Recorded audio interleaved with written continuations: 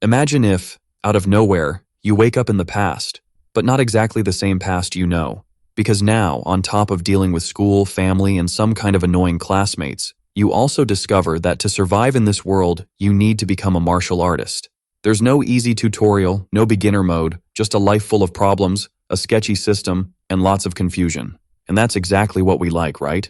The story kicks off with a dude named Fang Ping dropping the bomb that it's April 5th, 2007. In the city of Yang, in the third year of Class 4, he's just realized something wild. He's been sent back 10 years into the past. To be more specific, he's in a parallel world where things are a bit different from his old life. Suddenly, a bro chimes in, asking Fang and Chen Fan if they're signing up for the martial arts exam, since there are only 2 days left. The classmate next to him says the registration fee is 10,000, and he'd just be tossing money away since he knows he wouldn't pass. Another guy jumps in, saying he wants to register too, since it's the only way for a regular dude to become legendary.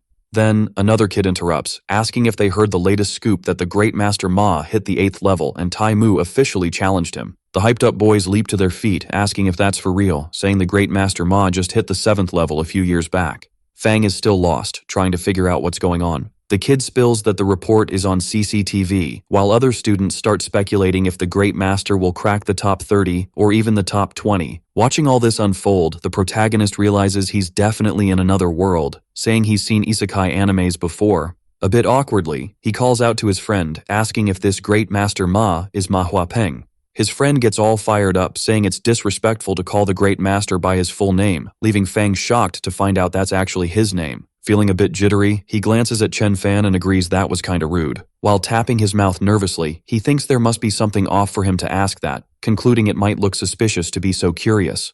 Still anxious, the protagonist asks if there's a cyber cafe near their school, and his friend says there is, asking if he doesn't go there often. A bit flustered, he admits he hasn't been in ages, but he's pretty sure that cute manager is still working there. Fang remembers that during his school days, she always popped up in his dreams doing cringy stuff with him. Later, when he rolls up to the cyber cafe, he's shocked to see a goth girl at the reception and wonders if his memories are way off compared to reality. The girl spots him and perks up, asking if he wants to recharge, saying for every $50, he gets $10 free. Digging into his pocket, he realizes he's short, holding only $28. He tells the girl he'll just recharge $5. She turns her head, clearly not impressed, while grumbling and handing him a temporary membership card. After her attitude shift, Fang wonders if everyone without cash gets treated like garbage. Time flies, and he's inside the cyber cafe, using the computer, feeling a wave of surprise hit him. Still in shock, he decides he needs to take the martial arts exam. The boy thinks everyone knows that no matter what you want to do, you gotta be a martial artist first. In this world, martial artists are the real deal, holding mad power in society, divided into 9 levels, with 1 being the lowest and 9 the highest. To run a company here, you gotta be a martial artist. It's the same in the entertainment biz. All the big celebs in this world are martial artists. The martial arts exam is the only shot many people have to make it big. That's why Yang Jian said this is the only chance to become someone powerful. Rubbing his head, he figures passing the exam can't be a walk in the park, plus he needs to scrape together that 10,000 for the registration fee with only 2 days left. Thinking back to the isekai shows he watched in his past life, he wonders why characters like the shield hero and the slime got reborn with cheats while he didn't. Suddenly he feels a spark of hope, thinking maybe his family is loaded in this world and he could even chill in a resort. When he gets home, he realizes he's living in a rundown building. Feeling even more anxious, he admits that apparently there were a lot of hopes. Stepping through the door of his house, he takes a look around. Looking around his living room, he realizes this smell is way too familiar, and yep, it's definitely still his home. A girl comes sprinting at him, yelling that he's a thief. She skids to a stop right in front of him while he's tying his shoes. The feisty little girl demands he hand over her cash, extending her tiny hand like she's ready for a fist fight. Then it hits him. He notices her round face. Out of nowhere, he stands up and pinches her cheeks. The little girl looks totally baffled while her brother pulls her cheeks, wishing Yuan hadn't lost that adorable face as she got older. She slaps his hands away, making him let go, and repeats her demand for her money. Fang, totally lost, asks what she's even talking about. Yuan says their mom gave them $50 to split, and when she woke up, only 5 were chilling on her table. Realizing that the $28 he had were hers, he's a bit taken aback. Lying through his teeth, he tells Yuan to check again, saying maybe she blew it all on candy or something. His sister bolts to their mom who's busy in the kitchen. Yuan asks if she's not going to say anything. Their mom mentally kicks herself for spoiling them too much, thinking this is all just for a little attention. Looking at the girl, Li Yuyin tells her not to throw a fit since their dad will be home for dinner soon. Feeling a bit down, Fang remembers that back then, his mom worked part-time for $800 and wonders how he could even ask her for 10,000. Out of nowhere, their dad walks in asking if dinner's ready. The boy remembers his dad risks it all every day for 3,000. A bit annoyed, his dad asks why he's still in his clothes and tells Fang to wash up for dinner, which he awkwardly replies he just got home. The little girl dashes toward Ming Rong, shouting that Fang stole her money again. Their dad calls him by name, making the boy sweat. A little later, everyone's gathered around the dinner table. While munching, he admits that without becoming a martial artist, he won't be able to do anything, not even change his family's life. Fang shuts his eyes, trying to gather the guts to talk to his family. He lifts his head, telling his dad he wants to take the martial arts exam. Everyone stares at him in shock, totally confused about what's gotten into him. The room goes silent, everyone exchanging glances while the protagonist thinks he must have asked for too much, wanting his family to cover the exam fee. Still a bit jittery, waiting for his dad's response, he thinks he should just backtrack. Trying to lighten the vibe, he bursts out laughing, saying he was just kidding and asks his dad not to stress about it. Surprisingly, without a word, his dad hands him a card. The boy is completely blown away and surprised by his dad's move. Ming Rong, showing zero remorse, tells his son he knows the fee is 10,000 and that he should take the card and grab the cash tomorrow. His dad simply tells Fang it doesn't matter if he passes or fails, it'll be worth every cent as long as he's sure this is what he wants. Leaving the boy even more stunned, since even though they're broke, his dad just wants to make sure he's not doing something he doesn't want. With the card in hand, Fang stares at it, wondering how he'll pay them back if he doesn't get accepted. Clutching the card, he declares with determination that he's definitely going to succeed in life. The next day, he's standing in front of the bank. With the cash in hand, suddenly his vision starts glitching out. He reports that the moment he grabbed the money, a notification popped up right in front of him. The notification said the condition was met, and that it was attempting a neural connection, which totally worked. Fang confesses that in his past life, he saw tons of stories about people being reborn, and apparently, this is his cheat system. The next morning, while a gorgeous sky hangs over his house, the protagonist is lying in bed, staring at the ceiling while beams of light stream through his window. He remembers when the system tab appeared in front of him. Fang starts mentally questioning himself, saying that based on what happened at the ATM, the amount he has in wealth depends on the cash he's holding, and if the money isn't his, the system doesn't count it. Another factor is the amount of cash that, if it's not enough, won't be registered either. He notices that since there's been a shift in his wealth status, maybe his other stats could level up too.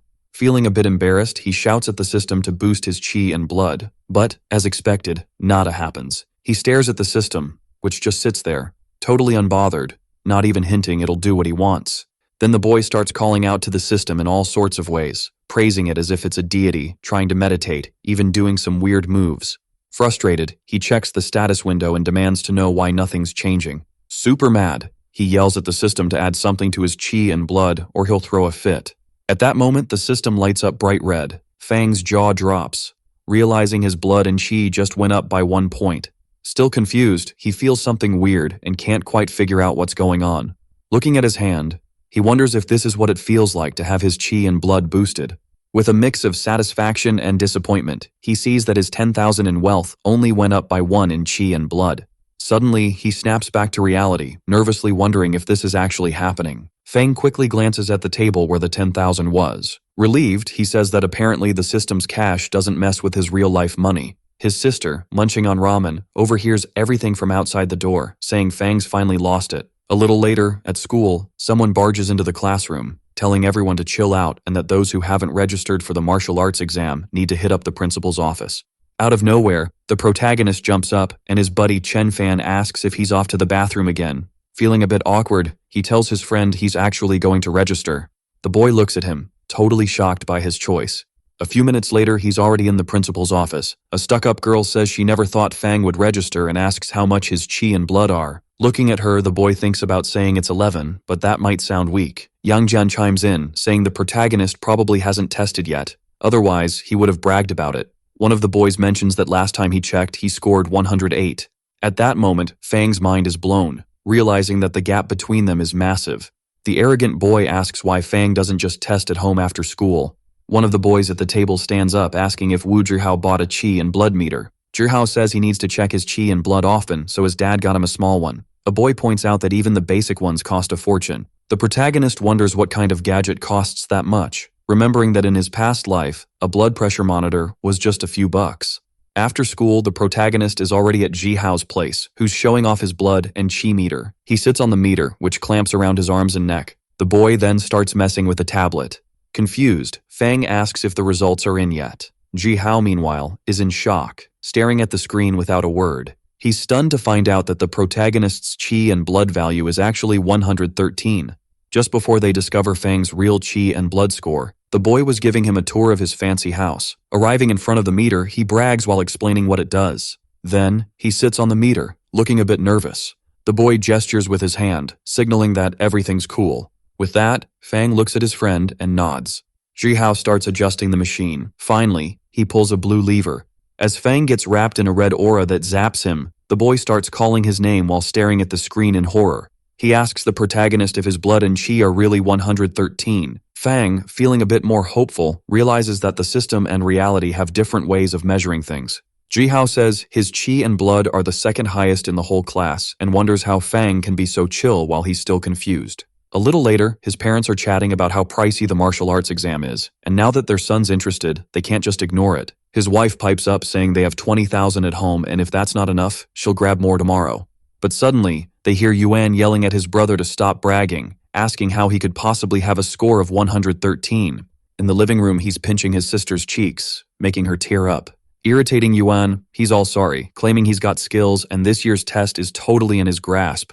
Yu Yin hits him up, saying she and their dad need to chat about something important. While the little kid whines that her brother smacked her again, cheeks all puffed up, Fang says he's on his way.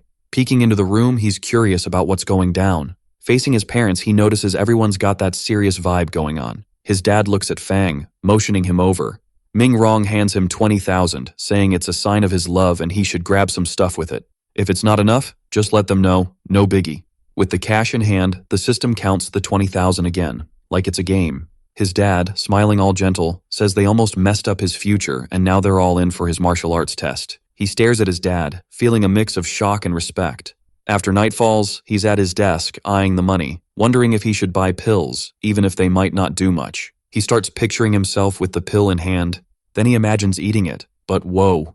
He realizes it might just give him a stomachache. He covers his face with his hand, closing his eyes, thinking nothing beats the system. With that, Fang opens the status window again, ready for action. Another morning at school, he's climbing the stairs, mentally confessing he tried to boost his spirit by one last night. The boy notices that just like blood and chi, this cost him 10,000, but the twist was that it felt like a little girl's hand was stopping his head. Thoughts were racing like they were in a huge field. It was like his focus, understanding, and memory got a major upgrade. While he's feeling drowsy, he also mentions checking his physique last night. Suddenly, someone bolts down the stairs. Leaving Fang shocked, someone grabs him by the neck and slams him to the ground, making him spit blood. He curses Yang Jian, who's laughing, saying Fang's been hiding too much with his 113 points, which is more than his. Out of nowhere, a crowd of students rushes down the stairs, greeting him while Fang thinks everyone probably knows now. Unexpectedly, someone reaches into his friend's collar, leaving him totally confused. An annoyed boy tosses Yang Jian into the air. Without a word, he just stares at him while Fang asks why he's giving him that look. After comparing their bodies, the boy starts whining, asking why he can't have more points than Fang. Surprisingly, an old man climbs the stairs, asking if everyone's really there, saying it's a perfect chance. Reaching the front, he hands a huge stack of papers to Fang. Fang's shocked by what's written. It's a stack of books about martial arts techniques. The old man tells him to read these since he's got all the basic training courses covered. He remembers his dad saying that once he got into martial arts, even being behind his classmates, the teachers had his back. Fang smiles, thanking the teacher, thinking that even if it's not about his old class, he's always been a solid teacher. While climbing the stairs, the teacher says some of them can skip class today, and he'll assign a special task. Everyone, including Fang, is totally confused by what the teacher just said. Trying to explain, the teacher says this is how he met the former education director a few times before getting the chance. Then he tells his students to find Jin Yang, one of the top students from Nanjing Wuda. Leaving the airport, the boy says it's been ages since he was back in Yancheng. Looking around, he sets his suitcase down. With a grin, he says nothing seems to have changed. Across the street, students are calling out to him and waving. He turns around, surprised to see people shouting his name. The boy says it looks like everyone's been grinding hard while Fang wonders if Jin Yang is really just an average dude. Watching Jin Yang, the protagonist thinks that even though he's a martial artist, The kid's still just a high school grad. He remembers everyone freaking out before they hit the airport, shocked he didn't know who Jin Yang was. Feeling a bit awkward, he asks if he should know. A confident girl says that since they've hit this point, she's got to spill the tea, unbuttoning her jacket to show she's a huge fan of Jin Yang. She points at the protagonist, calling him by name. He's just sitting there, totally confused on the bus bench. Then she starts dropping facts about Wang Jinyang, like his height, age, and his fave thing, which is training. She mentions that even though he's not rolling in cash, he never backs down from learning martial arts. Last year, he got into Nanjiang University as the top martial arts student, breaking records as an ordinary dude. She says that even in his final year, he kept grinding in martial arts without slacking off. Admiringly, she says he's still in his first year of college and already a martial artist. Getting hyped, she's all, how can the world have someone as epic as Jin Yang? While Fang just sits there, totally unbothered. Back to reality, he's hit with a surprise. Behind him is the top student at the university, surrounded by a squad of students celebrating his arrival and begging him for a speech. Annoyed and dripping with sarcasm, he says everyone's super polite. The students say they should seize the moment and ask the senior for his secret to getting into the university. Everyone's staring at him, waiting for his wisdom while Jin Yang scrambles to think of something. He says everyone should know about the 5 major martial arts tests: physical, cultivation, proficiency, experience, and judgment. The top student tells them that the 2 toughest are the experience and physical tests. He mentions that while most need a value of 110 in chi and blood to pass the admission tests, that number is pretty risky, and everyone's looking shocked. With a serious look, Jin Yang says if they can tap into their emotions, the results can be totally different. All the boys are wide-eyed at what he's saying. Not much different from them. The girls and Fang are still staring at him in disbelief. He explains that feelings like happiness, anger, sadness, and excitement can hit a limit, making their chi and blood boil, leading to awesome results. He gives the example of imagining the feeling of being humiliated. The protagonist, deep in thought, wonders if he can really picture a feeling. Jin Yang explains that if you've got experience, passing the physical test is a breeze. It's just about explosive strength, endurance, and flexibility. He asks if, given a chicken and told to kill it, they'd be able to do it or flop, and what if they were asked to take out people? At that moment, with a dark vibe and a cheeky grin, he says that taking out people is way harder than killing a chicken. The protagonist is shook hearing that. Nervously glancing at the senior, he wonders how he can say something so casually, like he's actually done it. Still watching Jin Yang, Fang questions if he's really just a college student. When he gets home, his mom asks why he's not at school. The boy just says he's got to hang with a senior today. Back in his room, lying on his bed and staring at the ceiling, he remembers Jin Yang saying that taking out people is harder than killing chickens. Quiet and a bit lost in thought, he wonders how the best student in the university can talk about this stuff so casually. With a sharp look, he concludes that Jin Yang has definitely done some serious stuff. Suddenly, a phone rings. When the person answers, a man says he's got new info about the suspect, who's fled to Kangshan, 2 provinces away, and warns that if the suspect gets away, the senior just tells him to keep an eye on the suspect until he arrives. The man apologizes, saying if he escapes again, the higher-ups will be furious. As he opens his window curtain, Jin Yang says that's the man's problem and informs him that now. He'll pay 500,000 if he captures the suspect, alive or dead. Back to the protagonist, he's deep in thought, resting his head in his hands. The boy keeps trying to focus, gathering his thoughts. Suddenly, a red light starts glowing from the tips of his fingers. With that, his chi and blood surge again by 1. Your system absorbs your other 10,000. Out of nowhere, he feels a sharp pain in his heart, like it's about to explode. Fang feels the pain so intensely that it's like his world is losing its colors. As a result, his veins bulge while he tries to tough it out through the pain. He grips his bed tightly, trying to figure out how to deal with this crazy feeling. But he just faints on his bed, veins still all pumped up. Fang can feel warm blood rushing through him, almost like he can see and feel each red blood cell doing a little dance. He opens his eyes again, the pain hitting him so hard it wakes him up for round 2. Still chilling in bed, the boy admits to himself that it hurts a ton while he's trying to breathe. With his hand on his head, he wonders why this time it hurts way more than last time. Suddenly, he glances at his hand, and something catches his eye.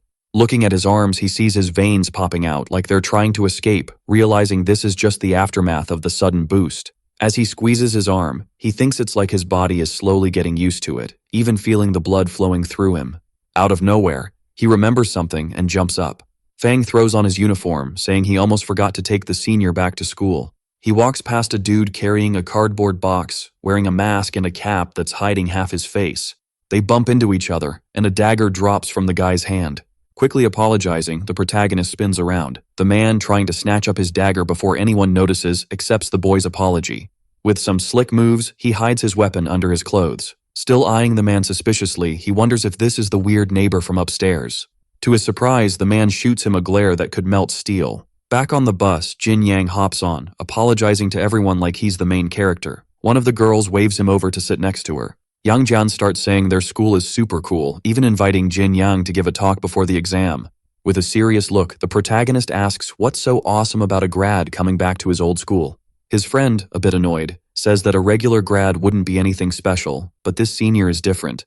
As they look at him, greeting him, the young man claims he's a martial artist.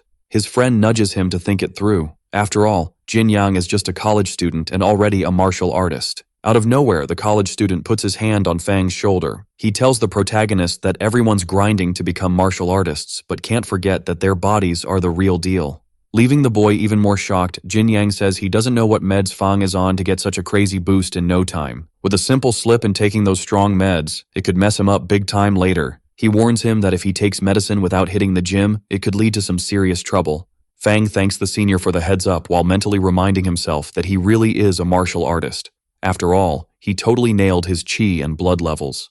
Later that night at home, he's in his backyard stretching. The boy is cranking out dozens of sit-ups, along with a bunch of push-ups, not to mention his squats. He thinks to himself that he still doesn't feel tired. Maybe it's thanks to the boost in chi and blood in his system. Suddenly, he feels a strong vibe of danger coming from behind him, leaving him totally spooked. With a mix of annoyance and fear, he turns around. Realizing the person upstairs in the window is his new neighbor, Fang starts to wonder if that's the same dude he saw in the morning. Still staring at the guy's back, he notices that intense vibe of danger.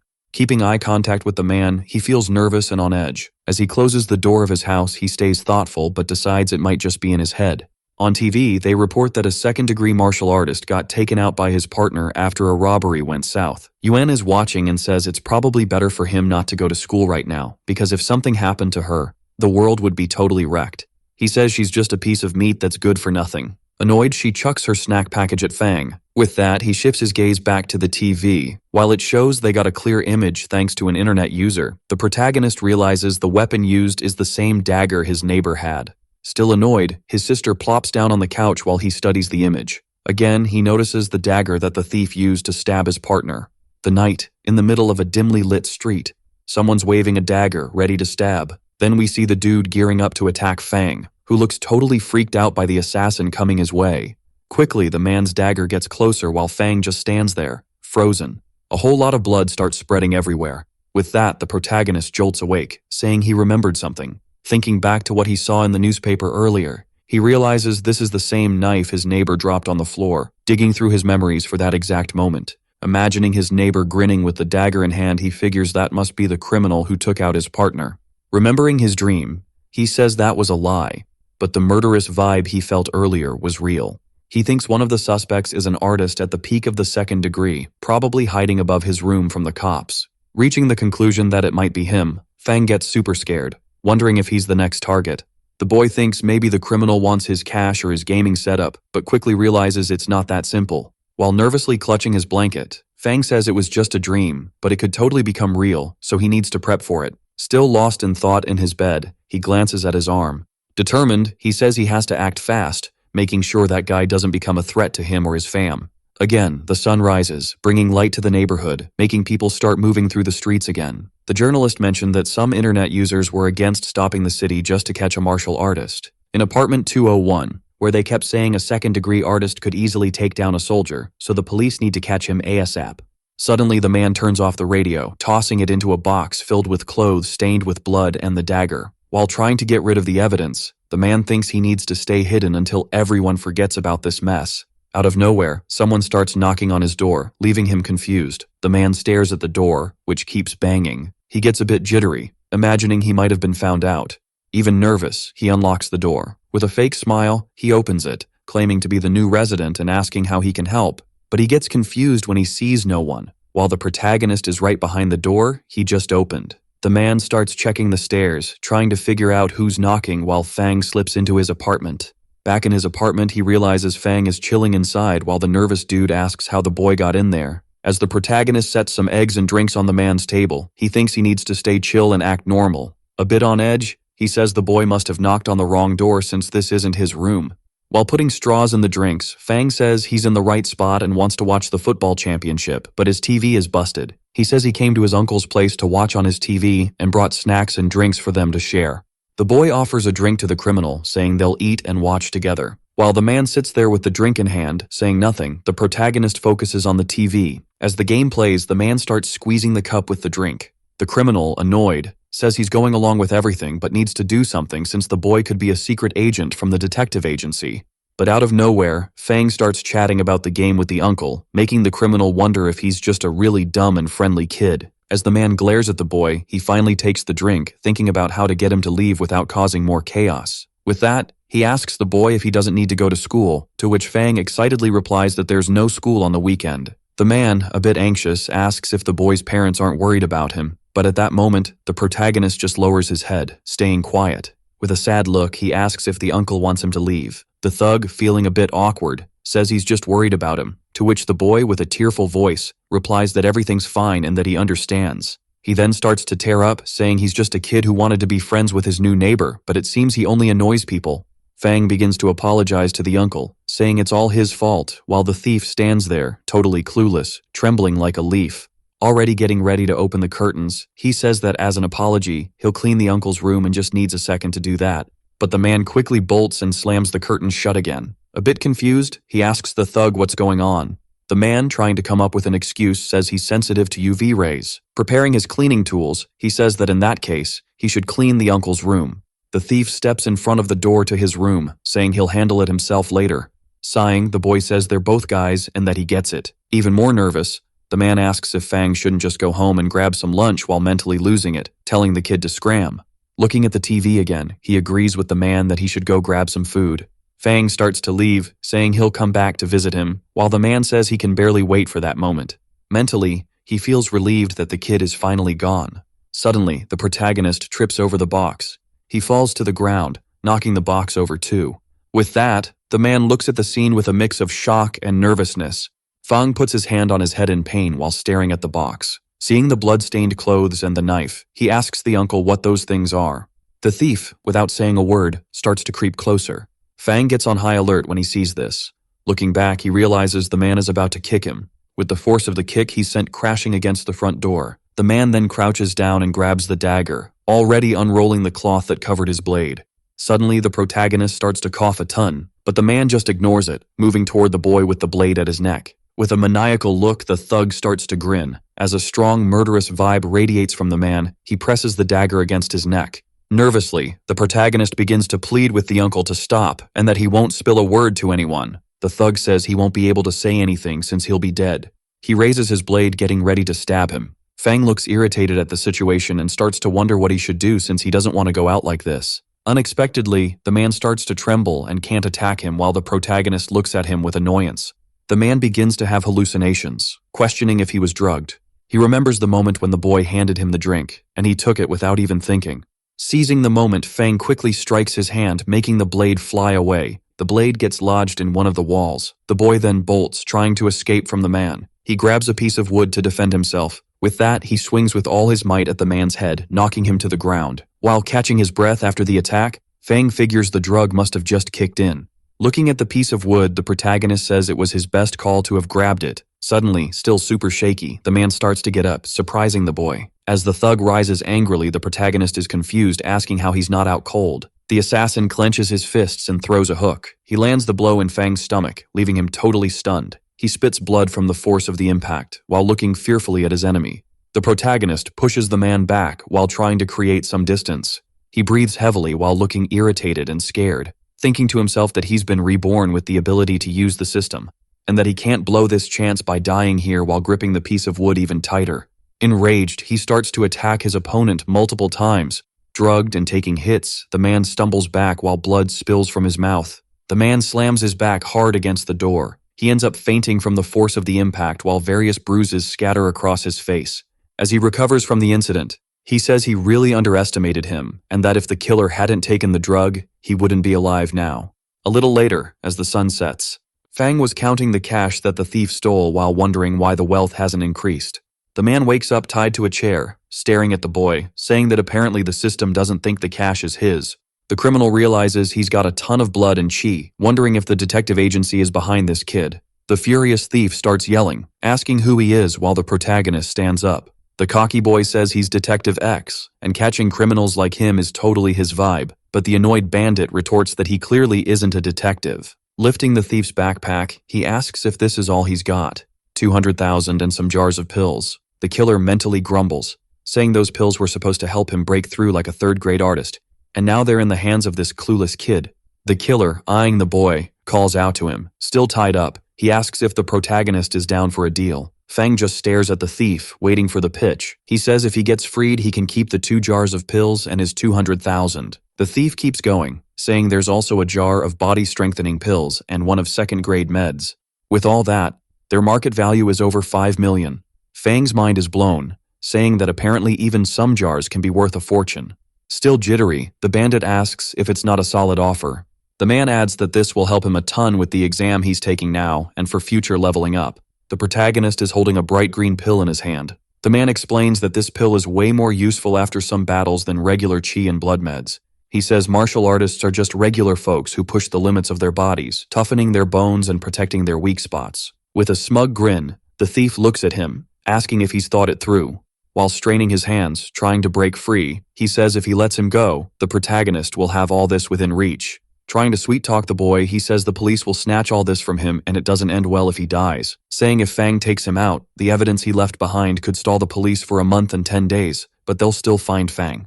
He says the protagonist is young today and has a bright future with these pills in hand. The bandit insists it's not worth dying together while thinking that the drug was indeed strong and he needs more time to regain his strength. The protagonist is lost in thought.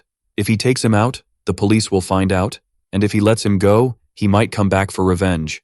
Looking at the killer, he thinks that being a second-grade artist, this guy is super dangerous and that he should let the police handle it. But still, that doesn't change the fact that the pills are worth millions. So the certainty is that the police will confiscate all the pills. And for him to become a martial artist, his chi and blood need to be over 150. He says even with the system, he needs the cash to become a martial artist, and with 5 million, he could stack up on chi and blood. Even if he doesn't trade these pills, they'd be enough to level up. He wonders if he should hit up Jin Yang for help. But remembering Senior Fang's coldness, he questions if he wouldn't just take him out to keep the pills. As he thinks about how to deal with the man in front of him, the killer says it's a simple question and that he's got the upper hand anyway. He starts crouching down, saying there's a fierce tiger in front of him and a hungry wolf right behind. Grabbing a piece of wood, the boy thinks he just has to hope he doesn't run into that wolf. He grips his makeshift weapon tight. The man then starts shouting, asking what he's planning. Fang stretches his arm, saying he was wondering if the man would let him go if he accepted his offer. The nervous man starts saying his name is Huang Bin and that he's a man of his word. He manages to break free at the last second. The killer gets ready to throw a punch, saying the boy's time is up.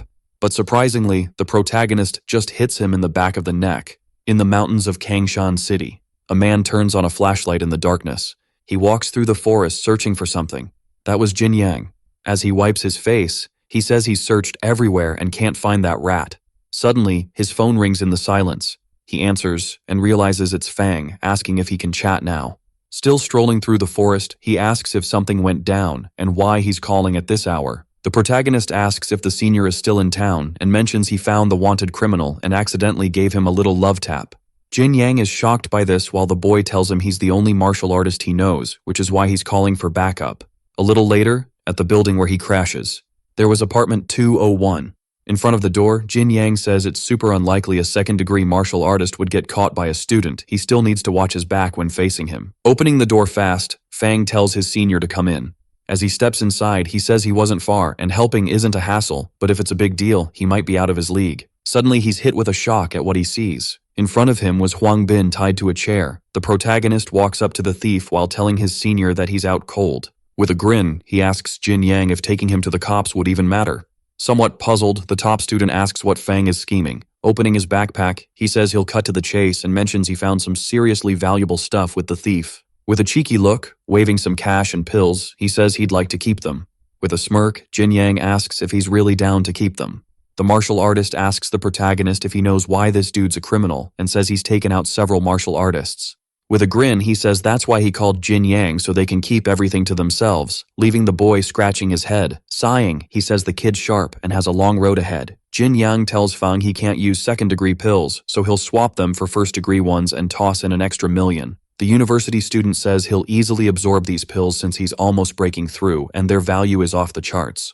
Stashing one of the pills, he tells Fang that once he breaks through, collecting resources will be a breeze, and if he needs help again, he can hit him up anytime. He says he's said all he wanted, and now the kid doesn't need to stress about Huang Bin anymore since he'll handle it all. With a fake smile, Fang says it's all good, and that he'll take everything his brother doesn't need from the backpack. He says everything's going according to plan, and that with these items, he'll boost his wealth factor, making university a walk in the park. He starts to wonder if these items should be worth $3,500,000, but are only showing $2,400,000. He figures the system doesn't care about market value but the real deal. A bit lost in thought, he realizes he forgot to tell his brother Jin Yang something. He turns to the martial artist and asks what would happen if the cops wanted to hear Huang Bin's confession. While covering the thief's body with his own, he says the thief won't get a chance to spill. With a creepy look, he says that since the dude's been a wanted criminal for ages, he's toast anyway. Suddenly a cell phone rings on a table. The notification on the phone says Jin Yang just transferred $1,000,000 to his account. With that, in his system, the wealth tab jumps to $3,400,000. But suddenly the system starts to glitch out, breaking and glowing gold, transforming into a new version. Looking at this new version, he realizes the values and units are totally different now. Thoughtful, he concludes that in the old version, he could only increase by 0.1, which was about 10 units of chi and blood costing 10,000 from the system. But now the values seem way more precise. He wonders if he can now use 1,000 coins to boost his chi and blood while giving the order to the system. With that, 1,000 coins are deducted from his account, boosting his chi and blood by 1. He realizes that with this system, unless he's rolling in cash, he won't be leveling up fast. Jin Yang sends a message to Fang asking if he got the money and mentions he sent something extra since he'll need it. He thanks the senior, who says he admires few people in his life, and he's one of them. The protagonist feels a bit shy from his senior's words. Interrupting his thoughts, his sister jumps on his back, telling him to get up since she's starving. While he's clutching his back in pain, Fang tells her to just eat alone. With a grin, his little sister says, since she's got his cash, she should spend hers, and adds that she can't leave her bro hanging at home. He starts pinching her cheeks, saying he totally heard what she whispered while Yuan's busy apologizing. Out of nowhere, the little girl hands him a package. He's shocked as his sister says it's from Jin Yang. Trying to cool her cheeks, she mentions that name rings a bell. Yuan starts sweating bullets while keeping quiet. With wide eyes, she asks if this is the Jin Yang from the martial arts university, and her brother just grumbles. She starts begging him to get an autograph from the martial artist. He suspiciously asks if she's part of his fan club. His sister, while cursing, says he'll never get how awesome Jin Yang is. He just says he doesn't want to hear anything like that from someone as goofy as her. Then we hear that 3 out of 5 girls are into Jin Yang, and the other 2 are obsessed. She says their school has 5,000 students, and the girl-to-guy ratio is 2 to 3. A signed piece costs $10. That's 3,000 girls, plus another 500 fanboys. In her mind, after crunching the numbers, it's about 10 million. Her brother, stunned, asks if that's why she's into him. With a smug grin, she says she'll keep 70% and he can have 30%, making their piggy banks explode with cash. Suddenly, she realizes her brother's MIA and keeps searching for him, asking if the deal would be better at 60-40. Meanwhile, across town, Fang strolls down the street, wondering what Jin Yang wants from him, and he doesn't even reply to his message. Still confused, he starts to open the package.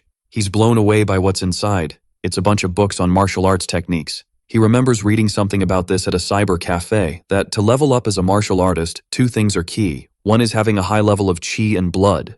The second is having strong bones from special meds and techniques. He admits he was worried about not finding any techniques and didn't expect Jin Yang to send him this. A bit nervous, he admits his yard is tiny and he won't be able to train there. Suddenly a dude pops up in front of him, saying a subsidized area is up for grabs if he buys now. The guy says Guanhu Yuan has solid public transport and killer accommodations, plus the residences are top-notch. He mentions it's a duplex with 230 square meters costing 860 grand. Fang says the place is nice but pricey. The seller thinks he looks like a student and asks if he wants something cheaper. With total confidence, the protagonist digs into his pocket, saying there's no need, leaving the realtor stunned. With his card in hand, he asks if there's any offer or discount he could snag. The guy hands him the key, saying he made the best choice and that the house comes with free stuff like internet and a TV plan. The realtor shows Fang a contract saying if he signs now, he'll get a 95% discount on the purchase and the company will cover his residential fees. He starts saying the residence is perfect for the kid and that he knew from the moment he saw him that he'd be someone with a bright future. Fang asks when he can move in. The guy replies that the house is his now and he can move in anytime. As he leaves, Fang wonders how he'll break the news to his parents about the house and where he got all this cash, deciding to keep it all under wraps for now. As he pushes through a crowd, he hears the TV covering the battle between Grandmaster Ma and Tai Mu, catching his attention. On the TV, the journalist says he's over 5 kilometers away from the fight and can still feel the pressure of the hits. As a fire breaks out in the forest, the journalist states that a once lush forest is turning into barren land. You can see strikes flying amidst the mountains. Suddenly, the journalist announces that Tai Mu's Wrath of Thunderstrike caused a massive landslide. The Grandmaster hit back at his enemy with a move called the Gallops of 10,000 Horses. Chunks of earth went flying straight at the journalist. Panicking, he told his cameraman to watch out for the rocks. In a split second, both the cameraman and the journalist got nailed by those fragments, and the TV broadcast went dark. While Fang stood there, totally stunned by the chaos, people around him started saying the masters were super strong, even though they weren't really going all out. He couldn't believe it. The Grandmaster's move was giving off serious RPG vibes, like a character with the power of a nuke. The journalist was all apologetic, saying he never thought they'd get caught up in the action from so far away, and if he wasn't a third-rate journalist, he'd be toast. At that moment, Fang locked eyes on the TV, declaring that one day he'd reach Grandmaster status. Later, over at a spot called Walking Street, a woman was all about this gorgeous sofa and wanted to buy it. The seller said it was going for just $79,000. The dude with her said he'd think about it while she got mad next to him. She flopped on the ground, asking if he was lying when he said he loved her, while the guy, totally lost, told the seller he'd buy it. The seller, looking a bit shaky, told him it was gone since that young guy had snatched it up. Zooming in on the cashier, it was Fang, who looked surprised to be caught staring. He waved his card like, "Hey, what's up?" By evening, back at his place at Inside, the little girl was saying she'd have to teach her brother a lesson when she got home, while their mom said Fang was prepping for the exam. He was in his apartment grinding with the techniques Jin Yang had taught him. He kept doing the drills while mentally repeating, chest out, back straight, head forward. The boy thought about how the human body is just flesh, meridians, organs, and bones. And as martial artists, they gotta make sure all parts are working together. If you want to toughen up those bones, you gotta use a technique called the way of strengthening. It's all about compressing the blood, boosting your resistance while letting your bones soak up chi and blood. He asked the senior if he could amp up his chi and blood, along with his bone strength, until he broke through. Jin Yang nodded, saying if he used the technique right, it'd be way more effective. He told the protagonist that if he wanted to train with pile work, he'd need to pick one that leads to the next level. The senior explained that if he worked on his upper body, he'd be more stable. If he focused on his lower body, he'd be faster and more balanced. While jotting down notes, Fang asked what exercise he should do for his lower body. Jin Yang said it'd be the horse step pile work. He warned that it's super risky. If he gets hurt, his legs could be messed up for life, and Fang might never walk again. The protagonist, grinning, said that was no biggie. The main thing is, he'd be able to dodge a stronger opponent. A bit awkwardly, the senior called out Fang's name, saying he had something to share while looking serious. He said the boy's chi and blood were solid, and he'd pass the test anyway. But by using the way of hardening and doing pile work, his max capacity would go up, but his current capacity would drop. Just then, lightning started sparking from Fang's leg. Seriously, Jin Yang warned him that if his brain arteries got messed up, he could kiss the exam goodbye. The boy insisted he should forget about missing the exam since he was about to break through and boost his strength.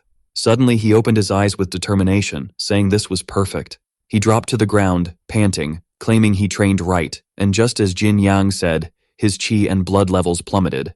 Still gasping for air, he looked up. Calling on the system again, he ordered it to boost his chi and blood levels along with his psychic energy. Out of nowhere, his chi and blood, plus his psychic energy, shot up like crazy. He stood up, shocked, asking if even his limits had been raised. Fang realized he couldn't wait any longer to level up his stats, and with the system and training, he'd catch up to his brother Jin Yang. With that, it's clear everyone's grinding to get their bodies ready, competing in the race, in weightlifting, eating a ton to bulk up. Now there were only 3 days left until the physical exam. Someone asks Lu Ting and Rui Yang if there are any new martial artists this time. While fidgeting with his hands, the guy says that in the last decade, Rui Yang hasn't seen a single new martial artist. This was the vice captain of the Nanjing patrol team, who mentioned they've already dropped mad cash on martial arts schools, all for nothing. He says if it weren't for Jin Yang's epic performance at the university last year, the education ministry and Rui Yang would have been toast. The dude states that if there aren't at least 100 students with chi and blood levels over 120, or at least one student who's close to maxing out, Mr. Jin's position, right in front of him, could be in serious jeopardy. On exam day with a bunch of chartered buses dropping off students, Fang, along with Yang Jian, was striding toward the exam room. A couple was bummed out that last year the score needed was 112, and now it's gone up, but they only hit 110. Students from all over were gathered in front of the exam venue. Jihao said they just need to remember the explosive skill Master Shui taught, and they'll be golden. Yang Jian asks Fang how much chi and blood he's packing, and he shrugs, saying he's not sure. Suddenly someone calls out to them, catching the protagonist off guard. The guy asks if he's Fang Ping. He nods and asks if there's a problem, but then Jihao jumps in, shocked, asking if that's not the vice director of the education department, Tan. He waves to everyone saying he needs to chat with the protagonist and asks if he can snag a moment. In another spot, Fang asks if it's so crucial that he called him alone and couldn't just spill the tea. A bit taken aback, the guy says since that's the case, he'll just lay it out. He tells the boy that in Rui Yang, there are 5 counties, 3 districts, and 1 city total, with Yancheng being one of the counties. Zhenping mentions they're competing in the physical exam with 2 different counties this time and asks Fang if his chi and blood are above 120. The protagonist tells the vice director he'll only find out later, wondering why he's so curious about him. The vice director says he talked to Jin Yang, and anyone who catches his eye can't be just average. The boy tells the man he doesn't really get what he wants from him. Zhenping tells Fang he hopes he breaks through before the exam and unleashes his chi and blood. With those words, Fang feels a bit on edge. The man then says, as he should know, emotions can seriously mess with blood, and even if everyone else is weaker, test results can still vary. He asks if the people around him are strong and if he's feeling shaky about his self-confidence. The protagonist says he gets it. Any chi or blood that leaks before the test could totally mess with the results. The vice director then says he can chill after the exam, and the market will hook him up with pills and elixirs worth a fortune. Zhenping then says a martial artist thrives on boldness. Being soft on the enemy isn't the vibe of a true martial artist. Mentally, he agrees, knowing martial artists gotta fight. Fang says he's down while shaking the vice director's hand. Suddenly, the vice director looks surprised and a bit nervous. He starts sizing up the protagonist, realizing he's packing way more than 130 points. Returning to his crew who are walking together, suddenly, a boy crashes into one of his classmates. While she moans about the pain and her friends rush to help, the boy says people like that shouldn't even dream of being martial artists.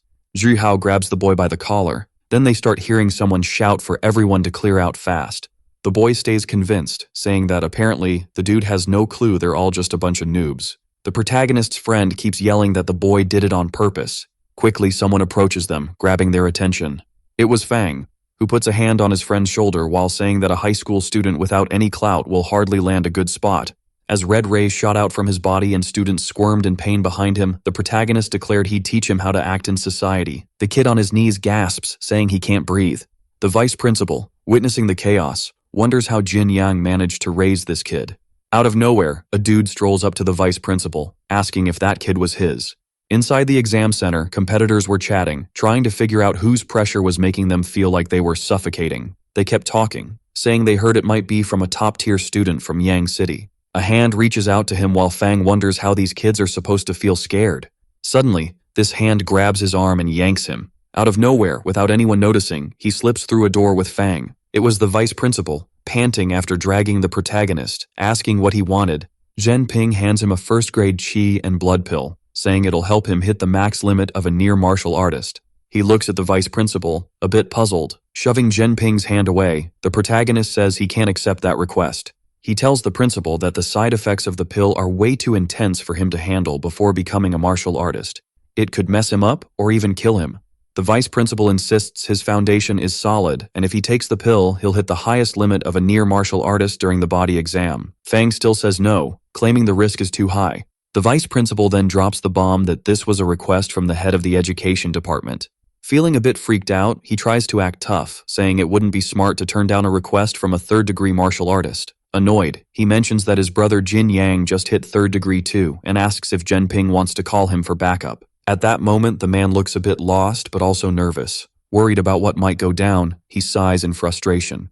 The vice principal apologizes for being pushy, saying it's just the situation, and asks the student to lay out his terms so they can negotiate. With that, Fang grins, knowing he's got the upper hand. Looking at the man, he asks for 2 chi and blood pills and 2 million in cash, risking it all with that request. The vice principal figures that no matter how wild the kid's demands are, the head of the department will probably go for it. So he agrees to the deal, saying he's representing Chief Jin. As he walks out, the protagonist says he can tell the head of the department he wants 3 chi and blood pills and that the vice principal can keep 1. With that, Ping is blown away by the kid's cleverness, wondering if he's really just a high school student. Watching Fang leave, the vice principal admits he's way too much for him to handle. In the exam room, some students were being tested while the examiner jotted everything down. The table showed that students had an average of 100 in chi and blood, with the highest hitting 115. Nervously chewing his nails, the head of the department wondered if there really wasn't anyone above 120 points yet. Then, he accidentally bumps into the report about the protagonist. The head of the department orders his staff to switch the CCTV to Fang ASAP. The protagonist was inside a capsule staring at the camera recording him. The kid admits he never thought there'd be a surveillance camera in such a tiny testing capsule. As he digs into his pocket for one of the pills, he figures he should show off his potential. He says he's got the system, so he doesn't need pills, but to throw them off, he'll use one of chi and blood. With that, he quickly pops a red pill. After swallowing it, he realizes the feeling is way different from when he used the system, as if the pill was already refined and didn't need to be purified. But suddenly, he starts screaming as rays blast out from his body. His score begins to climb, hitting 103, and even faster than it started, it shoots up to 119.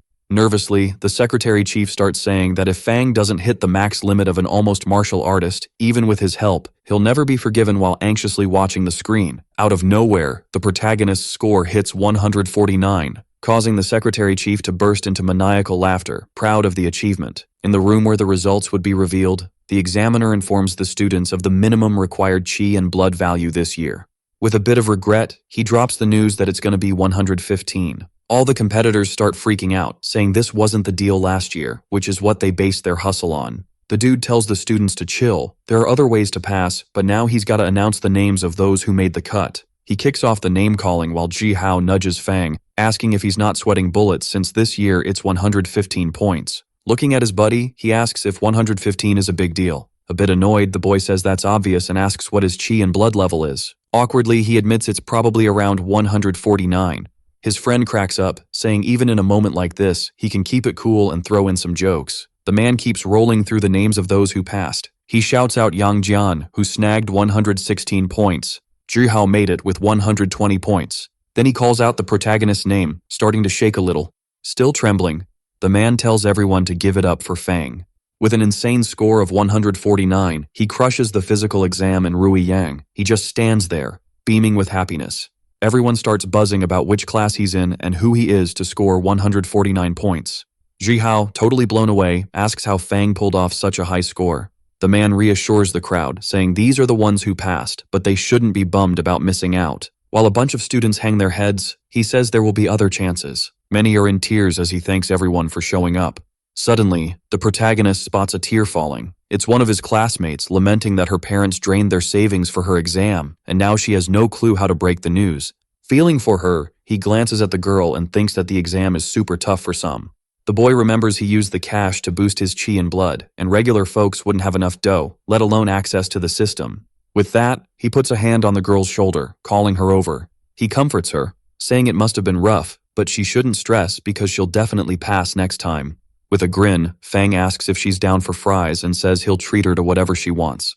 Still sniffling, the girl calls out his name. His other friends jump in, trying to cheer her up, saying with her skills, passing next year will be a breeze. The girl starts crying even more because all her friends care about her. Jumping up excitedly, she shouts that they're going to eat.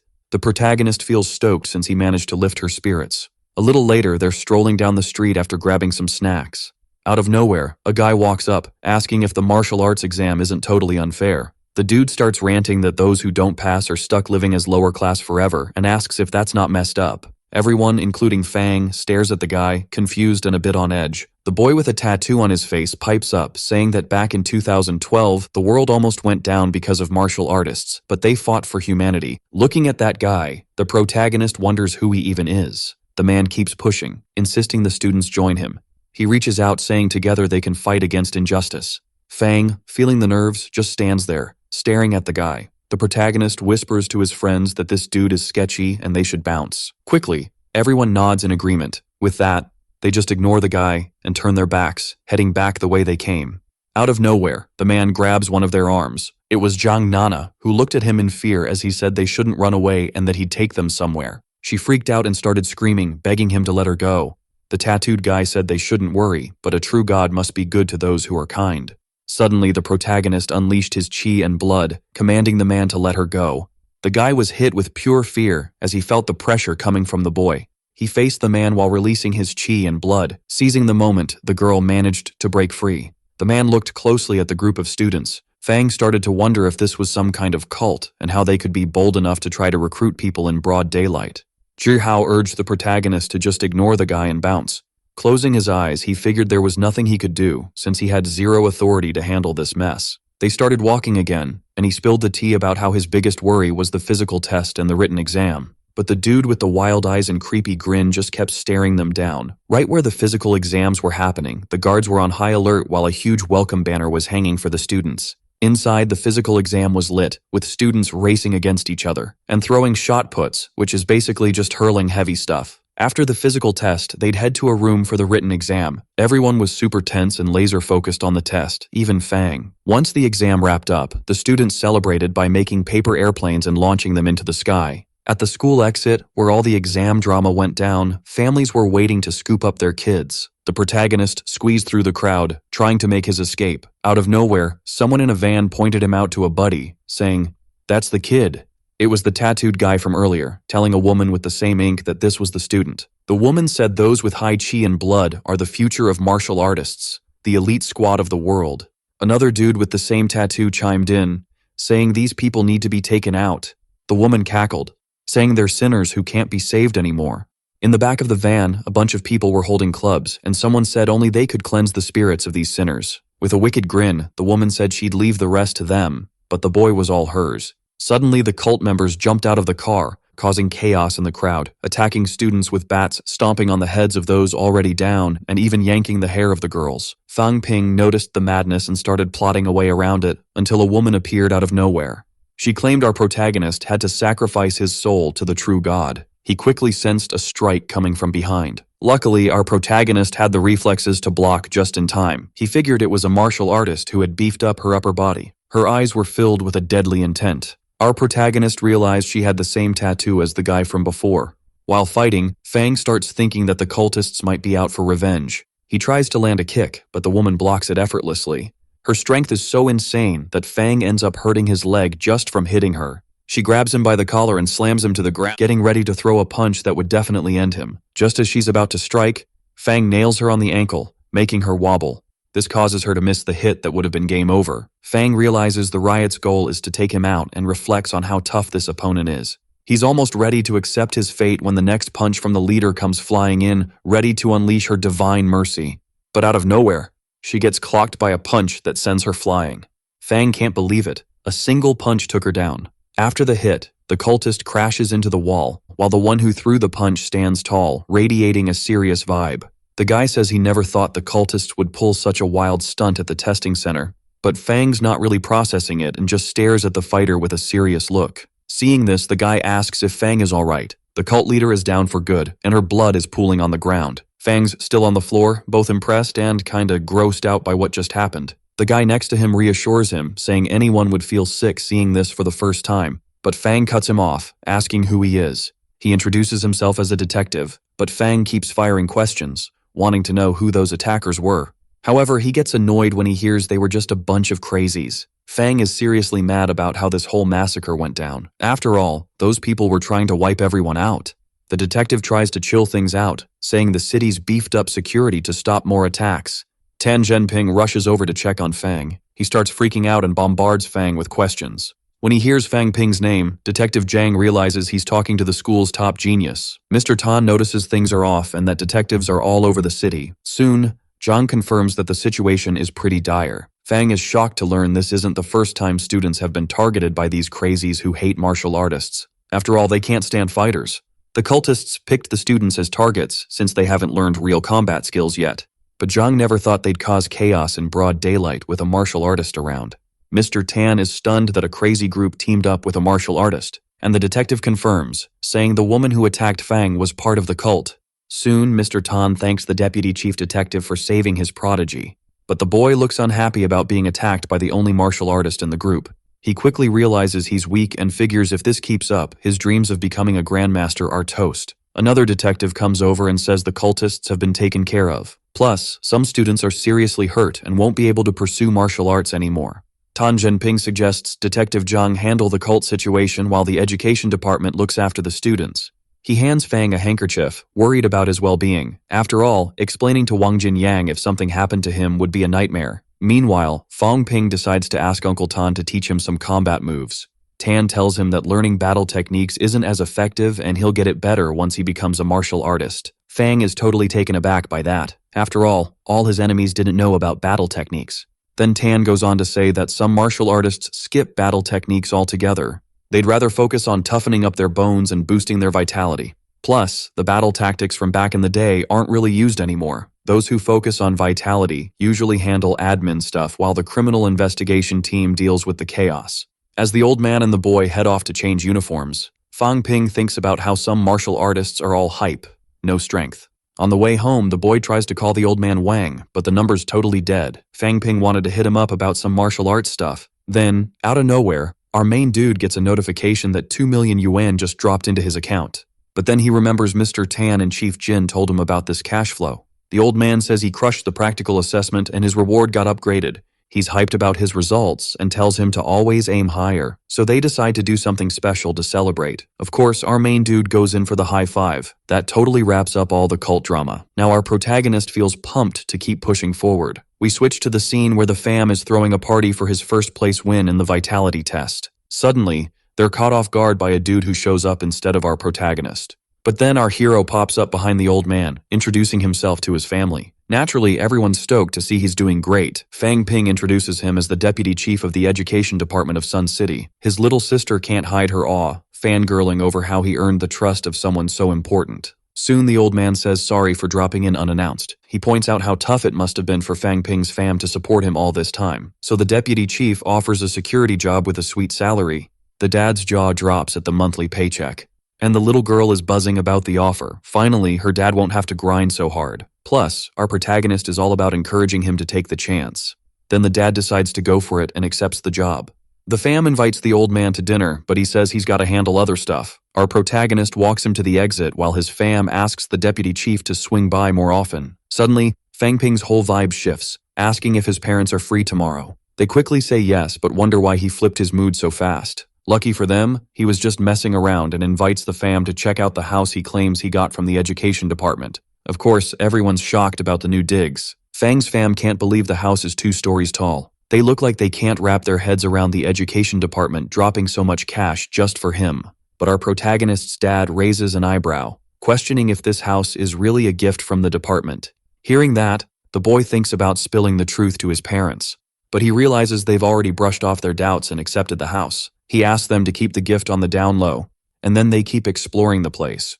On TV, the news breaks about an 8-magnitude earthquake that wrecked a bunch of homes. Our protagonist looks shook by the news, knowing many must have been hurt in this disaster. But to his surprise, it turns out there were only 73 injuries, and that low number is somehow linked to martial arts. Leading the rescue is someone called the Grand Master. This makes our protagonist think that martial artists aren't as useless as Old Tan claimed. Either way, he's already stepped into this huge world, so all Fang Ping can do is keep leveling up. Then, out of nowhere, Wang Jinyang finally returns the calls. He explains he didn't call earlier because he was busy on a super important mission, and he's getting props for hitting 149 in vitality thanks to our protagonist's help.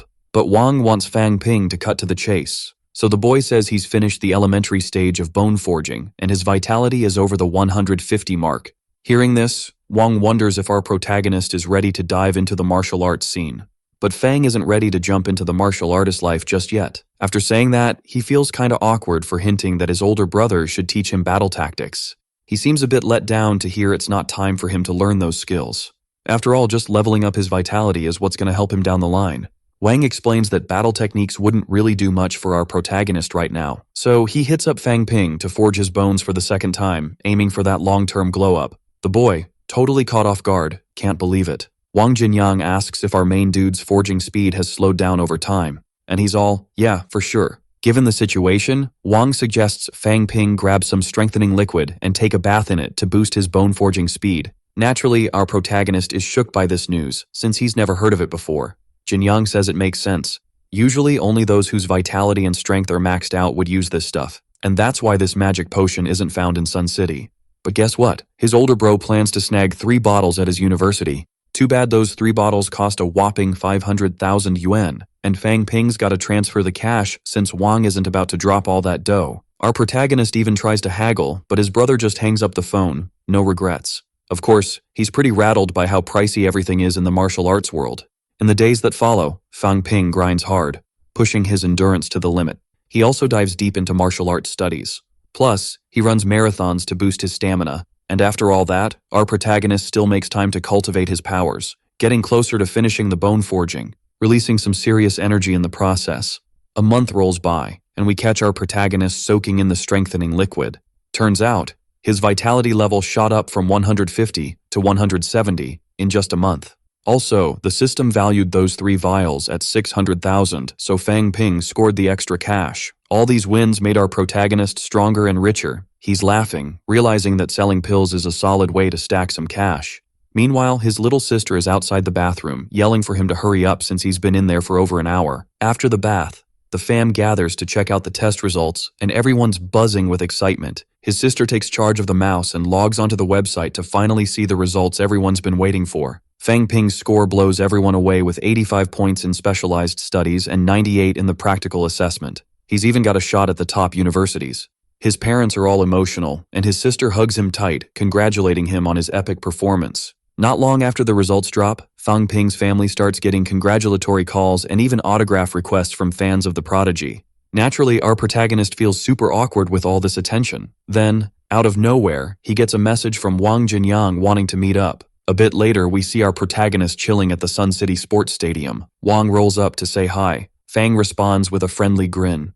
We notice Jinyang has this adorable little girl with him, but she's staring at Fang Ping with these big, curious eyes. Wang spills that this cutie is his teacher's daughter.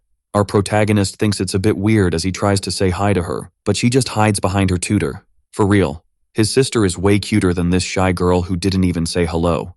Jinyang tells the girl to go play while he chats with our protagonist. Fang Ping seizes the moment to roast Wang, calling him a babysitter. Wang looks pretty annoyed by the joke, but Fang doesn't get what's up, until he's suddenly hit with a punch and invited to train their fighting skills. But our protagonist passes, knowing he'd get wrecked training with a rank 3 martial artist. His new training buddy keeps insisting while throwing punches, and after taking a hit, Fang Ping gets sent flying. Jinyang is checking if our protagonist has managed to develop a solid stance after a whole month of training. Fang Ping even tries to butter up his brother, saying there's no need to hit him so hard, but Jinyang isn't having it and keeps attacking. Luckily, our protagonist dodges a kick that would have hurt a lot.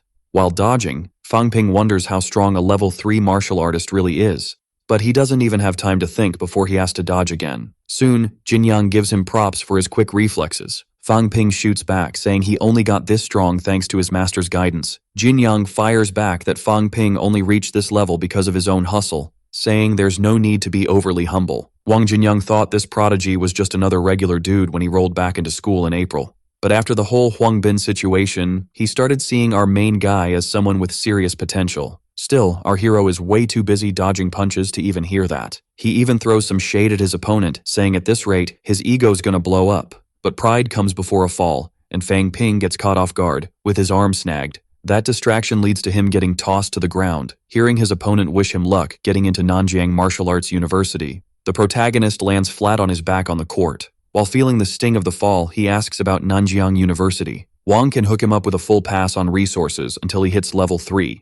Fang Ping does the math and realizes he's looking at tens of millions just for vitality pills and bone forging. But his cultivation teacher drops the bomb that he's good enough to get into the 2 top martial arts schools. The protagonist pops up and asks if these schools are actually worth it. Wang says they're legendary and get mad resources every year. Graduates from these schools throw down serious cash to keep training other powerful martial artists. That's why they can dish out pills when students are about to break rank 1. With thousands of students, the protagonist figures the costs are at least 800 million. But Wang warns that the rest of the resources gotta be earned through missions the student takes on. He mentions the criminal Fang Ping caught and reveals it was a mission from Sun City. He explains that in regular universities like Nanjiang, missions are rare, but not at the big-name ones. One's in the capital, where all the political drama goes down, and the other's in the magical city, the financial hub of the country. Wang says there's another reason these universities are super appealing. And the protagonist leans in, eager to hear what's up. Wang spills that common universities can't compete with the epic teaching mentors. In regular schools, teachers just need a bachelor's degree to teach. But at high-tier universities, the faculty has to be at least level 4 to even step into a classroom. In the magical city, there are 4 legendary masters at the martial arts university. The protagonist is blown away that there are 4 people like the great Master Ma. Despite all this, Wang believes our hero will shine no matter where he lands, and he tells him to think it through. Before bouncing, Wang Jinyang hopes the protagonist's name makes it into Nanjiang University. Fang Ping thinks about the offer, weighing how much he'd have to shell out for resources if he goes elsewhere. He leaves the stadium at dusk, mulling over his future. But the protagonist makes a call, and a bit later, he's sliding the acceptance notice into his backpack for the university. He and his fam are saying goodbye at the train station. His sister's hugging their mom, totally choked up and struggling to find the words. She hears Fang Ping telling her to behave and be a good kid at home. The protagonist warns it's time to hop on the train and starts to step away. Then, out of nowhere, Fang Yuan bolts toward her brother. With tears streaming down her face, she says he needs to find a girlfriend to spill all his bad habits and flaws. Plus, she's got one more thing to say. She asks him to promise he'll take care of himself. The protagonist, with misty eyes, smiles and nods at Fang Yuan's words. Hours later, we're dropped into the magical city, the financial heart of the Sino nation. With bridges and highways everywhere, it's buzzing. Even regular folks without a fancy background can score something for their hustle. Our protagonist steps off the train and is blown away by all the martial artists radiating energy. A security officer rolls up and asks to check his ID. Fang Ping grabs the document and hands it over to the guard. But when the evaluation device goes off, it warns there are no records of him being a martial artist, so he can't roam freely in the city. Fang Ping is confused and confirms he's definitely not a martial artist. The officer is shocked because the device showed a vitality of 199 calories, which only a martial artist should have. The protagonist explains he's a freshman at the magical city's martial arts university and came early to scope things out. The guard gets it and says he'll help with the registration, though he can't hide his surprise. He'll assist him in applying for a temporary martial arts pass. Fang Ping accepts the help, thinking these rules are just part of the deal since martial artists are basically walking weapons. Later, he scores the temporary pass card. Checking the data, everything seems on point. He also notices how much it looks like an ID card. This gets him daydreaming about how wild life in the magical city could be. Fang Ping finally rolls up to the martial arts university, totally blown away by the size of the entrance. Someone spots him and asks if he's a freshman since he looks so amazed. Soon Fang Ping asks if they know each other. The mysterious dude grins, introducing himself as Qin Feng Qing, a third year from the weaponry school. Fang Ping notices something interesting about this guy. His hand is chilling on a weapon, and he realizes it's a long knife. Out of nowhere, the student slices through the air with that knife, leaving Fang Ping totally speechless. He spins the weapon between his fingers like a pro and takes an attacking stance. Then he lunges at Fang Ping and waves his weapon right in the air. The student keeps it super close to Fang Ping's face, who's frozen in fear, asking him not to wave that knife around in public, cause that's just asking for trouble. Qin Feng Qing pulls back the knife and smiles more warmly, complimenting Fang Ping's chill vibes and asking for his name. Fang Ping introduces himself to the senior. He mentions it's no surprise a freshman who's forged his bones twice made it to the magical university. Qin Feng Qing steps back, saying getting into this university was a solid choice. And Fang Ping nods, recognizing the strength of his new buddy. The senior strolls back to campus, showing off the knife resting on his shoulder. He scratches his head, realizing that the freshman's accent sounds familiar and wonders where he's from, but he brushes it off, thinking it's not a big deal. He then digs into his jacket pocket and pulls out some bone-forging pills that should be enough to finish up his torso. And after that, he's planning to take down the Nanjiang Martial Arts University. Fang Ping is cruising around campus with his travel bag. He's checking out a freshman guide to find his way, and finally makes it to the spot he's been looking for, noticing that the building is way less intimidating than the campus entrance. Inside, he spots a receptionist in the lobby. She's reading issue number 10 of a magazine called Story, and when she sees him, she asks if he's a freshman. The protagonist says yes, and hands over the acceptance notice as proof. The receptionist points out that he's registering a month early, while most students show up 3 to 5 days before classes. Fang Ping explains he just wanted to check out the university, and the receptionist grumbles that his visit has made her day way busier. While typing on the computer, she tells him the dorms aren't open yet, and he should find somewhere else to crash. Suddenly, something on the screen makes her eyes go wide. The data on this freshman is anything but ordinary. Realizing this, she jumps up and claps her hands on the table, and says he should chill there for a bit while she tries to set up a move to the magical university hotel. She also promises she can hook him up with academic advisors to help him become a martial artist. Fang Ping asks if this can happen before classes kick off, and the receptionist admits, all excited, that she's all in for a potential martial artist. She explains that at the university, skills equal privileges, which is why she's going the extra mile for him. Fang Ping then thinks he wouldn't be getting this treatment if he hadn't completed the bone forging twice.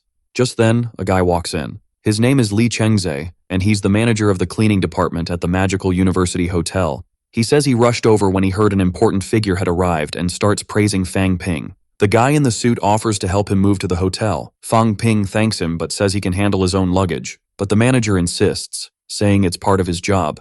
Outside, a fancy car is waiting for Fang Ping, and he's totally blown away by all this luxury. That good vibe keeps rolling when he gets to the hotel. His apartment has a private gym packed with machines that probably cost a fortune.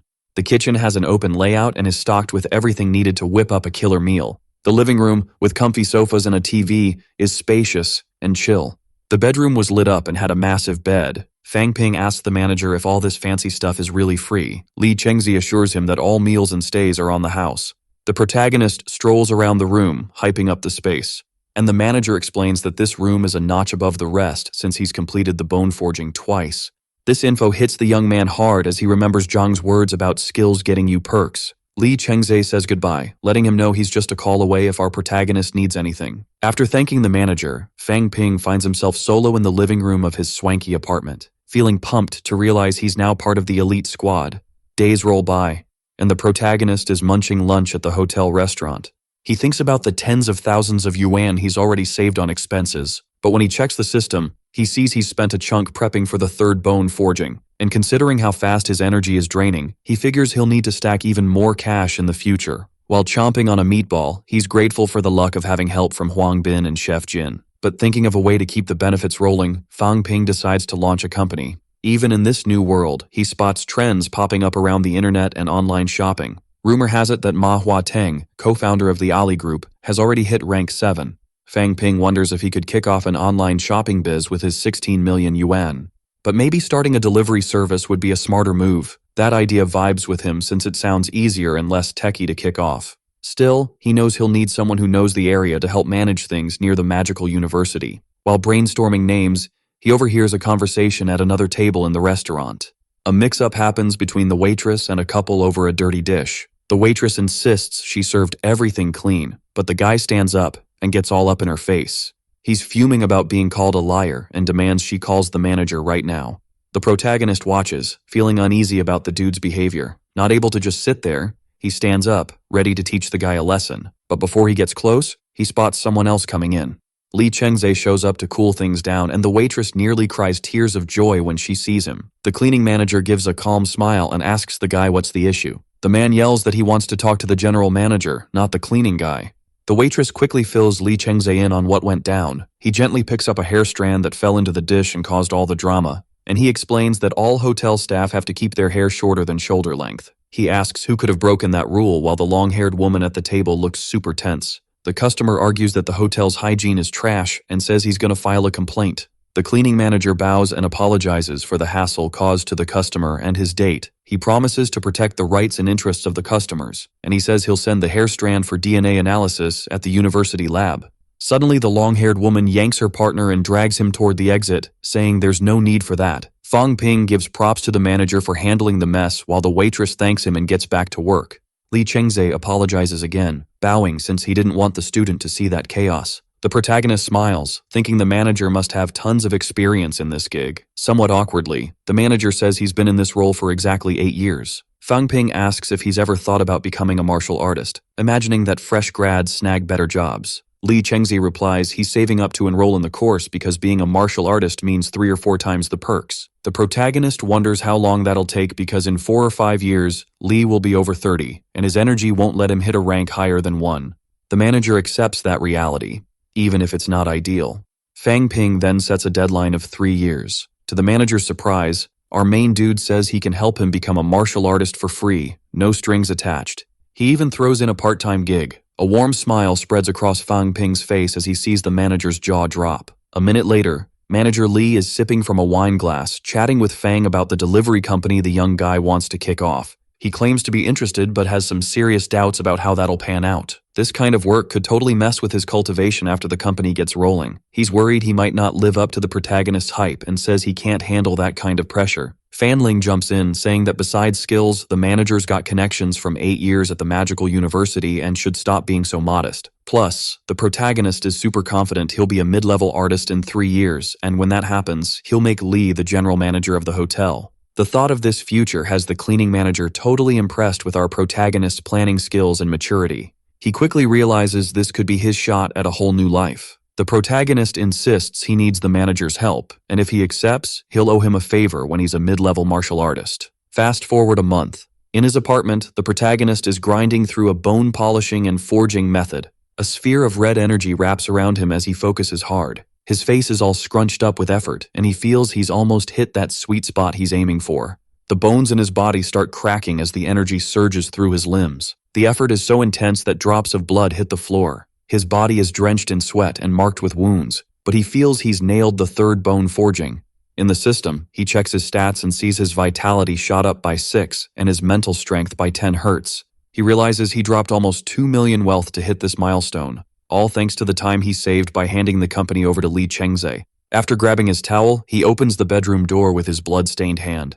As he swings the door open, Fang Ping says he just needs to chill and wait for classes to kick off tomorrow. Then, the next day, the magical university dorms start buzzing with students. A crowd of students heads to the 4 dorm districts, sorted by their entrance exam scores. They're all gossiping about the protagonist strutting toward District 1. That's where the martial artists and the top-tier students get to stay. Minutes later, Fang Ping opens the door to room number 86. He's blown away by the place he'll call home during his studies. It looks like a luxury pad, all the furniture sparkling clean. Even though he just spent a month in a fancy hotel room, this high-class setup shows off the magical university's cash flow, until 3 knocks on the door snap him out of his thoughts. When he opens it, Fang Ping sees a dude he thinks is his roommate. But nah, it's just his new neighbor, Fu Changding. He says he lives across the hall and wants to get to know our protagonist better. As he introduces himself, Fang Ping hides his discomfort at how much better looking and higher ranked his neighbor is. Then Changding picks up on the protagonist's distinct accent. He asks if he's from Nanjiang and quickly questions Fang Ping about knowing Wang Jiyang. Fang Ping says he knows him since Wang is a senior at the school. With bright eyes, Fu Changding spills his admiration for this martial artist, saying he heard Wang wiped the floor with all the rank 1 students at the magical university. This info totally catches our protagonist off guard. Changding keeps going about Wang, saying he made waves in the capital. He heard Wang challenged 8 martial arts dojos and took down all the students. Fang Ping is once again blown away by his senior's skills, and his neighbor adds that those dojos were run by mid-level martial artists. Fu Changding says goodbye, mentioning there's a meeting at the entrance of the building later in the afternoon. But our protagonist doesn't seem too hyped about that. After all, he now realizes Wang is way stronger than he thought. Meanwhile, in the hallway, Fu Changding glances at the freshman's door. With a worried look on his face, he suspects that Fang Ping might have forged bones twice, based on the vitality he felt while chatting about Wang. Later, a bunch of students gather in front of the practical training building, and someone at the mic asks everyone to chill for a second. But nah, the students keep chatting, leaving the dude at the mic totally stressed out. Then, a second guy, way more intimidating, steps up to the mic. He barks for everyone to stand straight, and his vibe is so intense that it feels like gravity just got cranked up. Even Fang Ping and his dorm buddy feel the weight of this dude's presence, but they manage to stay a bit more upright than the rest. The protagonist realizes this guy has some serious energy. The man at the mic introduces himself as Huang Jing, the dean of the armament school. He's about to kick off the school's allocation assessment for the freshmen. The protagonist is totally lost, wondering what this assessment even is. The dean spills the tea that the test will go down in the building they're standing in. On the first floor, students will dive into politics and cultural studies. On the second floor, they'll be all about researching pills and martial arts skills. On the third, they'll be crafting military tactics. And on the fourth, it's all about practical battles. The dean warns they've got 5 minutes to pick which floor they want to roll with. Plus, the floors will be sealed in an hour, and wherever they end up, that's their school. The students are buzzing, asking why they weren't assigned a floor when they got accepted. The dean explains that each floor can only hold 400 peeps. If they go over, everyone on that floor loses 30 academic points. Freshmen start with 50 points, and losing even one is a big deal. 3 points can snag a common vitality pill. The students freak out at the thought of losing half their points on day 1. Huang Jing reassures everyone, saying the university will throw missions their way to help them earn back those lost points. After hearing this, the protagonist realizes this assessment is way more intense than it looks. Then he hears Fu Changding calling out to him. The boy asks if the protagonist wants to team up. As they wait for the building entrance to open, Fu Changding tells him most will rush to the 4th floor. He figures if they work together, getting into the armament school won't be too tough. Fu Changding explains that the mentors pick their favorites, so they gotta stand out during the assessment. The protagonist gets that he needs to do everything to catch the mentor's eyes since Wang said having a solid pro by his side is key. Thinking about this, Fang Ping sees a chance to grab the attention of all the mentors. And if that happens, he can pick the best of the best. Suddenly, the dean shouts into the mic that a true martial artist has to be ready to give it their all. So he tells all students to bring their A game. The freshmen soak in the dean's words in silence. Then they bolt toward the practical combat training building. Some students start throwing punches at each other. The onlookers say this batch has some seriously good physiques, but the dean says they're just kids with energy. Then a guy jumps in, saying the dean is being too harsh, but Dean Huang fires back that things are getting wild in the catacombs and these freshmen aren't ready for it. And with that, everyone goes quiet. On a screen, we see everyone fighting to climb the stairs. It's turning into a full-on battle royale. A young dude gets tossed back after a kick to the stomach. In the chaos, he shouts that top-tier martial artists won't let anyone through. With only 400 spots per floor, some are already blocking their competition. The newcomer asks why the fighter is in his way. The fighter replies that anyone without 140 vitality doesn't deserve to go up to the 4th floor. The student in the orange jacket realizes that fighter's vitality is way higher than his. Out of nowhere, the protagonist zooms in front of the newcomers and starts climbing the stairs like a pro. He breezes past everyone with insane agility. He leaps mid-run and charges straight at the fighter guarding the stairs, easily landing a kick to the opponent's face. The blow leaves a single mark on the student's face, plus a bleeding nose. Fang Ping crouches down to check on the defeated fighter and realizes his hit was enough to knock him out cold. All the newcomers are shook by how strong our main character is, taking down a first-class fighter without breaking a sweat. Fu Changding pops up behind him and whispers that it was a genius move to grab attention like that. Fang Ping stands up and says he came to the Magic University because it's known for churning out mad geniuses. He even turned down a sweet 10 million yuan offer from Nanjiang University. Now he's regretting it, seeing that the students here seem kinda weak. With a look of pure swagger, Fang Ping declares that this Magic University doesn't deserve its hype.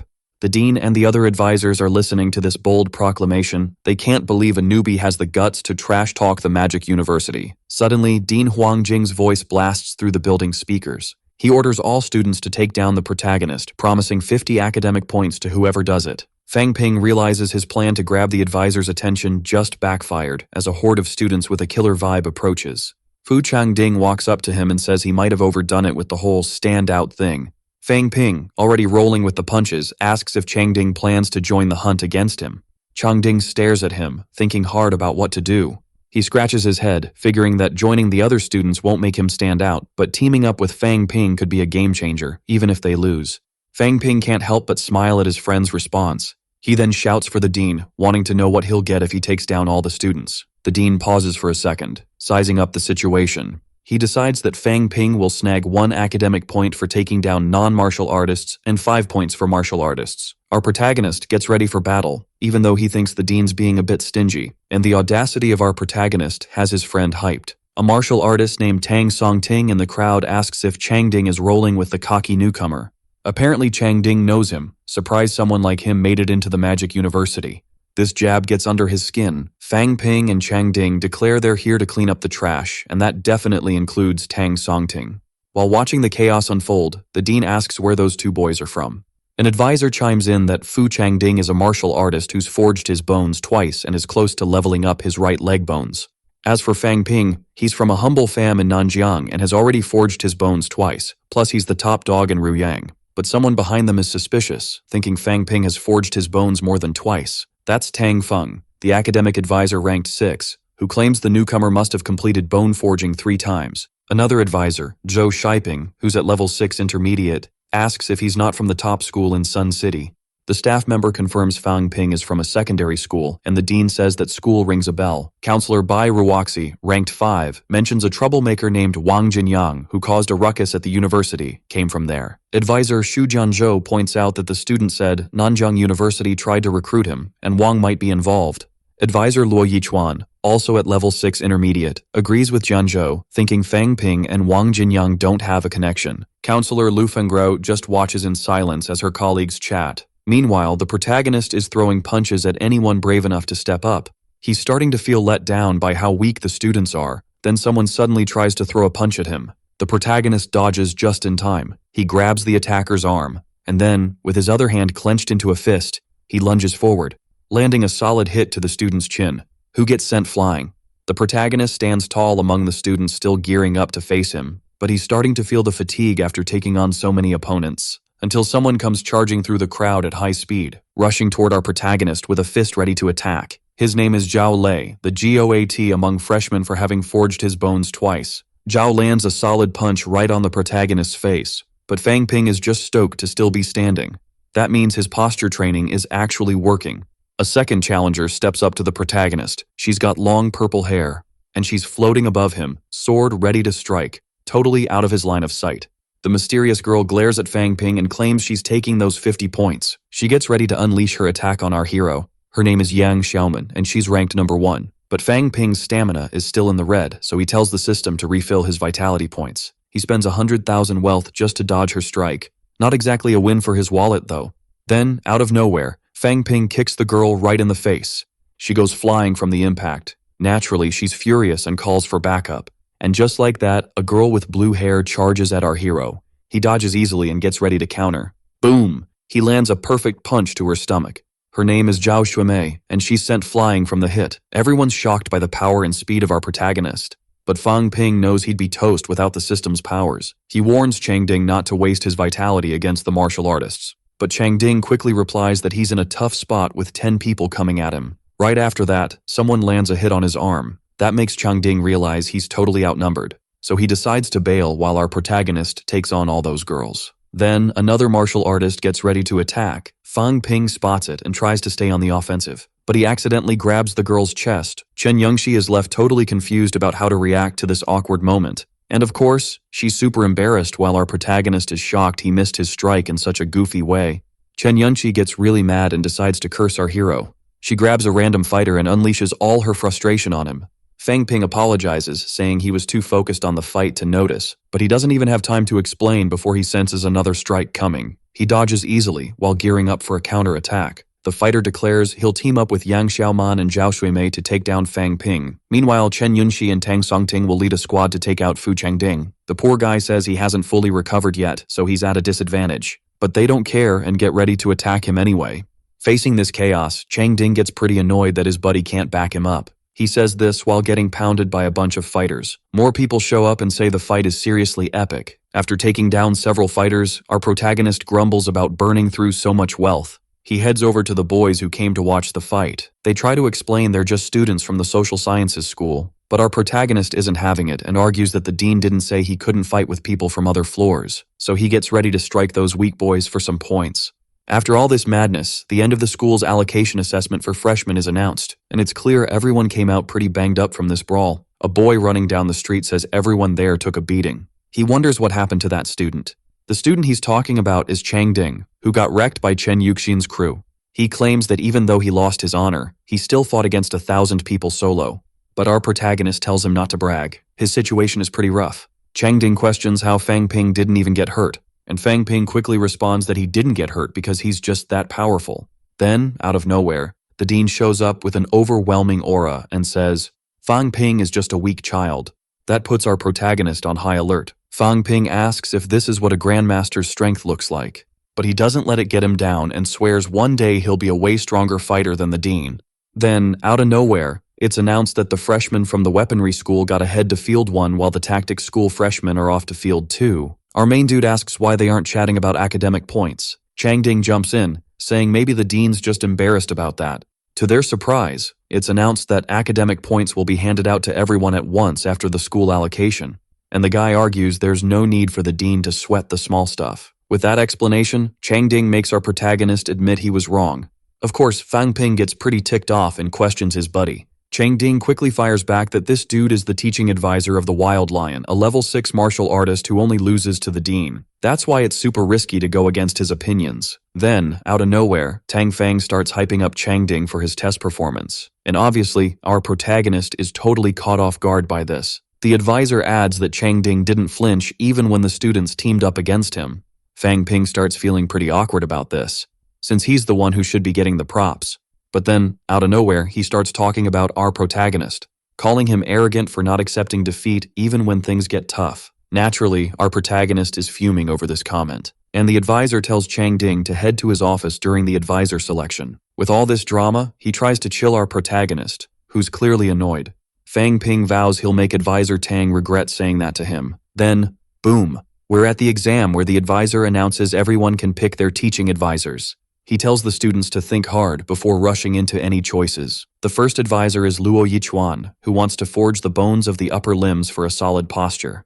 The second is Bai Ruoxi, who only teaches girls passionate about sword techniques. The third advisor is Xu Jianzhou, who's all about basic knife skills.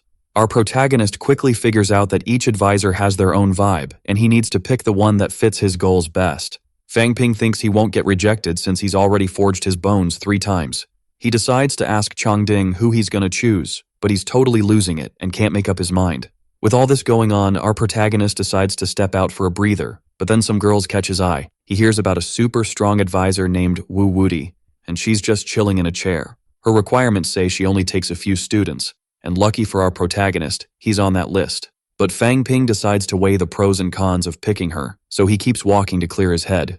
But Wu Wudi isn't letting him slip away and assures him he'll be safe under her wing. But he's totally confused about what she means. With all this doubt, Wu Wudi asks if he knows Wang Jinyang. He quickly replies that he thinks everyone knows him. She claims that this guy got into the Magic University a year ago and started hunting all the freshmen. And with that danger in mind, Wu Wudi offers to protect our protagonist. Then, out of nowhere, she's interrupted by the advisor, who bangs the table to get everyone's attention. But Wu Wudi doesn't even flinch. Tang claims that the Magic University students aren't that petty, but she asks him to make sure everyone stays safe. Unfortunately, the advisor can't promise that. Then Wu Wudi stands up from her chair and keeps pushing for student safety. She tells our protagonist to hit her up if he feels threatened, since she's got a grandmaster backing her. Naturally, our protagonist is shocked that this random woman has a grandmaster on her side, but Counselor Tang is pretty annoyed with Wu Wudi treating the students' futures like a game. She quickly snaps back that everyone chose to study martial arts to learn how to fight, stating she knows our protagonist comes from a regular family with no martial artists. Wu Wudi adds that it's way tougher for people like Fang Ping to make it in the martial arts world, and this seems to hit our protagonist hard, as his expression shifts a bit after hearing those words. When suddenly Wu Wudi drops the bomb that she owns shares in the pill-making company and plans to hook Fang Ping up with these pills. Our main dude is totally hyped about this news. I mean, who wouldn't want to save a ton of cash? Then Wu Wudi decides to hand over 10 common vitality pills as proof of her claims. Of course, our main dude is stoked about this generous move from his new mentor. He's all in and accepts the offer. And just like that, his wealth skyrockets by over $1 million. With a grin plastered on his face, Fang Ping declares he's gonna learn from Wu Wudi from now on. She gives him an access card to sort out all his martial arts questions. The counselor warns Wu Wudi to keep an eye on her students. After all, more than half of them have either gotten hurt or kicked the bucket in recent years. Naturally, Fang Ping is pretty freaked out by this. He's not trying to meet his maker just yet, but Wu Wudi reassures the counselor, saying she's got it all under control. Still, that doesn't ease our main dude's worries, who's deep in despair and scared of biting the dust. Then out of nowhere, someone strides up to apply. Shomei walks over to our main dude and his mentor. She asks if she can be her student. Wu Wudi is all for it. After all, Shui Mei was already on her radar, but her friend tries to warn her that this could be a risky move since half of Wu Wudi's former students didn't make it. Still, Shui Mei stands her ground and sticks to her choice. Our main dude is blown away that the girl didn't back down from Wu Wudi even after hearing the risks. Changding pops up to let our main dude know that his mentor is super strong. Fang Ping is curious and wants the deets on this. Changding adds that mentor Wu Wudi is on the same level as the counselor. With this info, our main dude wonders why his friend didn't pick her even knowing her strength. But Changding says he's all about learning weapon techniques, so he went with mentor Luo Yichuan. Fang Ping jokes that his friend is scared the counselor will come after him, but Changding quickly fires back, claiming he's brave as a lion. After all, the two top students have already chosen the counselor. Then Changding says Fang Ping shouldn't sweat a weakling like him. Our main dude suggests his friend should hit up the hospital. I mean, the poor guy's face is so swollen from getting wrecked in the test. But Changding is determined to grab his academic points right away. They head to the university's logistics department, and both are pumped to get their points. As they walk in, they spot a bunch of older students armed to the teeth. Fang Ping figures they must be upperclassmen, but they're all cracking jokes about Changding's beat-up face. After becoming the punchline, they approach a secretary. Changding asks for help to get his points, but he gets super annoyed when he sees he only got 45 points and claims it's a total system glitch. The secretary just shrugs, saying there's nothing she can do about it. Now it's our main dude's turn, and he introduces himself as Fang Ping from the New Life District. To everyone's shock, the secretary reveals he racked up 152 points. Naturally, Changding is fuming and super jelly. The secretary mentions she's been in this department for 3 years, and this is the first time she's seen a freshman score that high. Fang Ping decides to ask what he can do with his points. The young lady explains they're like currency for everything from food to high-tech gadgets. Plus, the credits can be swapped for real cash. But soon Changding starts whining that the exchange rates are totally unfair. The secretary quickly shoots back that the university doesn't promote trading points for cash. But our main dude isn't sweating it. After all, with those blood pills, his wealth shot up by over 4 million. That cash is going to keep him set for a while. But Changding interrupts his thoughts, calling him to go trade some pills. The vendor shows them a menu usually kept under wraps for newbies. He introduces 3 pills that can help break through the martial barrier. The best part? They're only 45 credits each. Outside the university, those same pills would cost around 600 grand each. Seeing this, our main dude spots a golden opportunity to flip those pills for some serious profit. After a long day, Fang Ping decides it's time to crash and catch some Z's. He realizes that without the system, he'd be toast against these martial artists. After all, the bone intensity of these fighters is off the charts. Although our main dude has seriously leveled up his bones, he's feeling a bit bummed. Even with all that training, it seems he hasn't leveled up enough. But Fang Ping isn't throwing in the towel just yet. He's ready to smash through that top-tier martial barrier. The next day, our guy decides to swing by the teacher's dorm. There, he runs into Wu Woody, who just rolled out of bed. But instead of focusing on the convo, he gets distracted by his mentor's melons. Yeah, that definitely got him a bit riled up. She's not having it though, and gives Fang Ping a serious side-eye. Our protagonist quickly figures out that his mentor doesn't see him as a man, which is why she's so chill about it. Soon, Wu Woody invites him in and tells him to shut the door. She asks why he's crashing at her place so early. Determined, Fang Ping declares he wants to be a martial artist. Wu Woody is taken aback, thinking it'd take him way longer to say that. But Fang Ping insists he needs something to become a top fighter. He thought the third bone forging was super powerful, but his mind changed after the test. Wu Woody gives him props, saying his analysis is pretty sharp. She tells him that training his bones for the 4th time is pointless. It won't really help him. So, she advises him to break through to the next level for better skills. She explains that the hardening methods he's been using aren't cutting it. After all, a martial artist should be strengthening the whole body, not just bits and pieces. Wu Woody asks if he's got his pills. Fang Ping says yeah and pulls them out of his pocket. But his mentor bursts out laughing at how many he's got. She tells him he doesn't need to carry that many pills. But Fang Ping argues it's better to be safe than sorry. Deep down, he knows if he wants to level up, he's got to take some risks. Wu Woody then asks if he's been working on his lower limbs. And our dude starts meditating, trying to train them up. He's focusing his energy into his veins. Watching him, Wu Woody realizes he doesn't even need those vitality pills. But he keeps using them because, fear of death is real. She definitely sees some serious potential in Fang Ping. After all her students were super talented, but some of them didn't make it, and that hit Wu Woody hard. So she's extra careful not to let that happen again. Meanwhile, our protagonist keeps evolving and reaching new heights. Then, out of nowhere, something shifts inside him. The system chimes in, saying he's officially a rank 1 martial artist.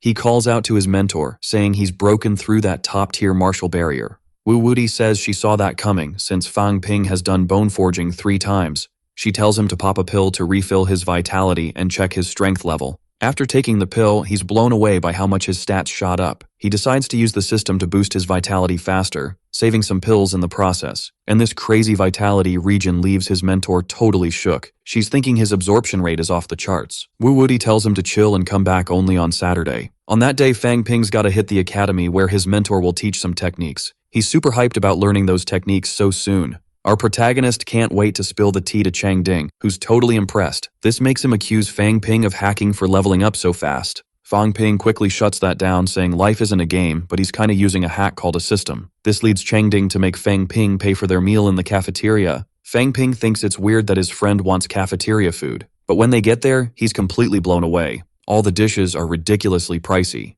Chengding quickly explains this is the second biggest fast food spot in martial cuisine, where every dish comes with special pills that boost a fighter's strength. He mentions that even though he's from a wealthy family, they still watch their wallets and avoid splurging. That's why he insisted Fang Ping foot the bill. While they're munching, a crew of veterans rolls up. They ask if Fang Ping knows Wang Jinyang. Fang Ping quickly replies that yeah, but he's not looking for trouble. He warns the veterans that his mentor is known as the Invincible Wu, adding that the school totally bans fights between different ranks. And the dorms?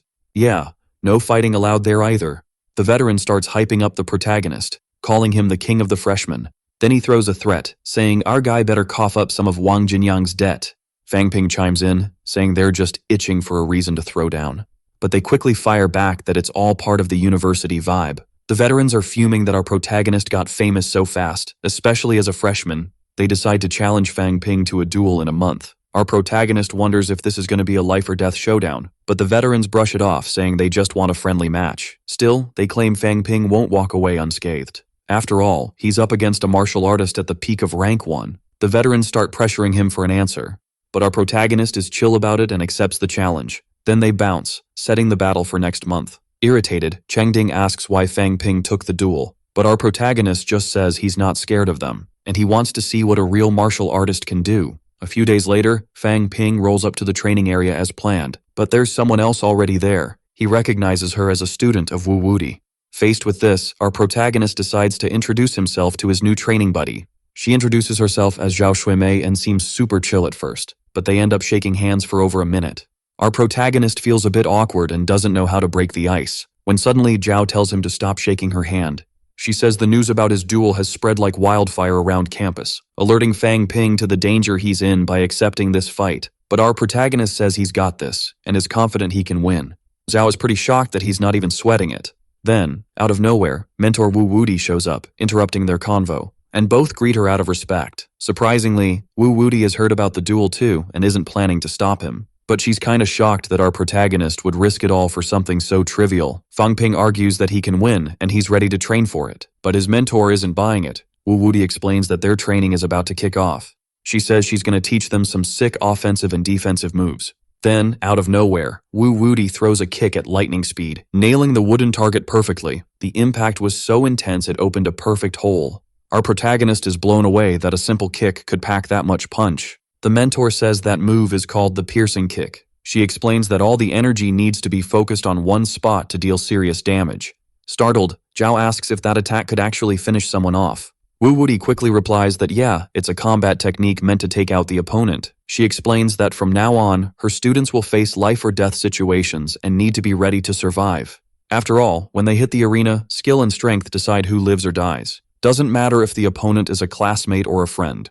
One day, our protagonist will even have to face Wang Jinyang in a life or death duel. That's why Wu Wudi needs to teach her students some serious combat skills. And if our protagonist passes her test, she'll hook him up with a great gift. Faced with this challenge, Fang Ping starts gearing up to try the piercing kick technique. Wu Wudi praises his quick thinking and says he needs to learn fast. Our protagonist says that getting the hang of force gathering and condensation seems easy. This leaves Zhao pretty annoyed since she's struggling to understand anything. She gets fed up with our protagonist's teasing and decides to throw a shoe at him, throwing a disrespectful gesture as a way to roast him. Wu Wudi tells Zhao to chill. After all, our protagonist is a prodigy, and that's why he picks up techniques so fast. With this boost from her teacher, she decides to hit the training hard. But now she's way more intense, still irritated. Wu Wudi tells Fang Ping to show off the technique. He starts focusing energy in his foot, aiming to make the attack hit harder, forcing a complete condensation. Our protagonist gets ready and delivers the kick with all his might against the wooden pillar. But his mentor is super upset that he executed the strike, and by ignoring his sensei, Fang Ping ended up getting hurt a lot. Wu Wudi nailed the strike easily since he's rank 6, but our dude is still rank 1, so he's gotta chill. After that, she decides to wrap up training for the day and pick it back up tomorrow. Our protagonist wonders what kind of gift his mentor will hook him up with, but she says he'll have to wait until Fang Ping wins the duel next month. Before bouncing, Wu Wudi tells our protagonist to hit up the logistics office for some pointed leather shoes. He realizes that these kicks could seriously amp up his kick game. After training, our protagonist heads back to the dorm to catch some Z's. He suddenly remembers he hasn't called home since he got to college, so he decides to ring up his fam and give them the scoop. Of course, Fang Ping gets a lecture for being MIA without a call, and the poor girl thought her brother ghosted them because he didn't need the fam anymore. But our protagonist assures her he'd never forget his family and asks how the rents are doing. With tears, she replies that they're all good. Everyone at home is hyped about Fang Ping's call and asks the little sis if he's doing all right. Our protagonist recognizes his uncle's voice on the line. He tells his sister to send his love to him, but Fang Ping quickly gets to the point, saying she's officially a martial artist now. Everyone freaks out hearing this news, totally unexpected. Our protagonist even feels a bit awkward seeing all the hype. His uncle says he's super proud and didn't think Fang Ping would level up so fast. But our protagonist tries to stay humble, saying he didn't do anything special, since 100 people also broke through the martial barrier. Of course, his uncle is shocked and realizes this university is the real deal. He calls his brother, offering him a job in the Human Resources Department. Naturally, our protagonist's dad is pretty blown away by this opportunity. After all, he only got this thanks to his son, who's now a martial artist. The next day, our protagonist goes to snag the shoes his mentor asked for, but his request gets shot down since he's not considered an official martial artist yet. However, our protagonist insists he became one just a few days ago. The salesperson tells him to get his official martial artist document so he can buy the shoes without a hitch. So our protagonist decides to grab that license. When he gets to the exam room, he sees someone already opening the door. He's surprised to see a familiar face pop up. Our protagonist recognizes her as Yang Xiaoman, who had previously ambushed him. She also recognizes him as the legendary king of newcomers, claiming she knows about the duel happening in a month. Yang teases him, asking if he wouldn't want to challenge her too. And our protagonist says if he gets the chance, he's totally down. He steps toward Yang Xiaoman, calling her sexist. Of course, she doesn't take that lightly and fires back, telling him not to twist her words. Yang insists that Fang Ping will face way stronger opponents who will take him down easily, but our protagonist stands firm, saying he's not scared of anyone, and that all his enemies are just losers who didn't have the talent to become martial artists. That's why Fang Ping doesn't sweat any of these weaklings. But Yang calls him out, saying his arrogance is dangerous, and he should never underestimate his opponents. This makes our protagonist respond that his confidence is just keeping it real. Naturally, all this bravado ends up annoying Sakura from Shopee quite a bit, who decides to end the convo right there. However, our protagonist chooses to brush off the whole situation and strolls into the exam room. Inside, he finds the machine that's going to turn him into a martial artist. The bald old man explains that Fang Ping needs to leave a mark on this steel plate to become a rank 1 martial artist. So our protagonist will only pass the exam if he can put a dent in this plate. To pull this off, he uses the piercing kick technique, creating a small hole in that steel plate. The impact was enough for the old baldy to recognize him as a martial artist, handing over the new license to our protagonist, who will need to come back to renew it whenever he levels up. Fang Ping asks if he'll have to return when he hits the intermediate levels, but the examiner tells him not to get ahead of himself. After all, that'll take a hot minute. In any case, our main dude is totally hyped to hit rank 1, but old baldy is low-key shook by the whole thing. He can't believe a freshman could pack such a punch. Then, out of nowhere, those two clowns start roasting our main dude's impact. After checking the steel plate, they think he's totally unprepared for the duel he's about to lose. In their minds, there's no way he's leveling up in just a month. But old baldy is not having it. Fang Ping only flexed a fraction of his power in the exam, so he's convinced those two clowns are way off base. I mean, the explosion from our dude's kick was wild for a rank 1 freshman, and you can bet old baldy was buzzing after seeing that strength. Once he gets his license, Fang Ping heads back to the store. The attendant starts jotting down the order, saying those boots weigh 2 kilograms. So, the total for those kicks is 40 academic points. Our main dude is shook. Those shoes cost more than his whole house. He starts questioning if dropping that cash was a smart move. But even though he's hesitant, he decides to go for it, aiming to get stronger later. After the buy, he finally gets his hands on a knuckle duster. Even if it cost more than he planned, it's still a win. With that little splurge, he's wiped out all 50 academic points he saved up. So, he decides to meet up with Lee to check on the company's gains. He plops down at the table and hands over 10 common vitality pills. After all, he doesn't need them and wants to cash in. But Lee jumps in, saying he should focus on martial arts first. He can't ditch the resources he gets from martial arts for the company. But Fang Ping fires back, saying he's a level 1 martial artist now and doesn't need those basic pills. This totally catches Lee off guard. That level up was super fast. Now that our dude's a rank 1 martial artist, expanding the company should be a breeze. To cap off the chaos, Fang Ping decides to toss something at the manager. And it's a vitality pill, no less. He promised Lee he'd help him level up as fast as possible. This gesture hits the manager right in the feels, and he vows to grind harder for the company. A month flies by since that chat, and our dude is rocking those new shoes. Surprisingly comfy for kicks made of alloy, right? The store guy agrees with Fang Ping. These shoes are legit. He leads our dude to a room to test out the strength of his new gear. The old man explains this room is built just for testing this kind of stuff. But Fang Ping is shocked to see the place already wrecked by other fighters testing their weapons. The old man then checks out the impact our dude made. He's blown away by the strength and realizes Fang Ping's really leveled up that penetrating kick technique. This makes the old man crack a little smile, saying freshmen are getting stronger every year. After a bit, we're taken to the training dojo. Suddenly, Zhao asks if our dude has any updates on his duel. He says the fight's happening tomorrow. Zhao is totally surprised and a bit annoyed he didn't tell her sooner. After all, Fang Ping is her classmate, and she cares a ton about him. Zhao jokes that if she were as pretty as Youngshi, he'd care more, but he says she's already beautiful. This makes her blush and question if he's being real. But with that Prince Charming vibe, our dude insists he's serious. This totally makes Zhao feel both embarrassed and happy at the same time. But it doesn't take long for our dude to mess it up by comparing her to a boy. This gets her super annoyed since he doesn't see her as a feminine woman. Then, Zhao gets interrupted by someone calling her name. It's Wu Wudi, who wants to have a private chat with our dude. And after Zhao bounces, the sensei warns Fang Ping to use that penetrating kick wisely in tomorrow's battle. She mentions that once you step into the arena, it's all or nothing, and if our main dude realizes he's got no shot, he should just throw in the towel. But Fang Ping fires back, saying he's not about to wave the white flag. Then Wu Wudi drops the bomb that the head honcho of the students running this showdown is Liu Yongwen, who's ranked 3. She also spills the tea that he has a younger bro who was a total beast at the Magic University. But last year, Wang Jinyang wrecked him so bad that he ended up in a coma, chilling in the hospital. The sensei warns our hero that he needs to make the most of his training time. But all Fang Ping can think about is how old Wang seems way too nice to be a fighter. Then Wu Wudi decides to toss a level 2 vitality pill his way, even though it could mess him up. He's grateful for the gesture but can't hide his shock at his mentor's random kindness.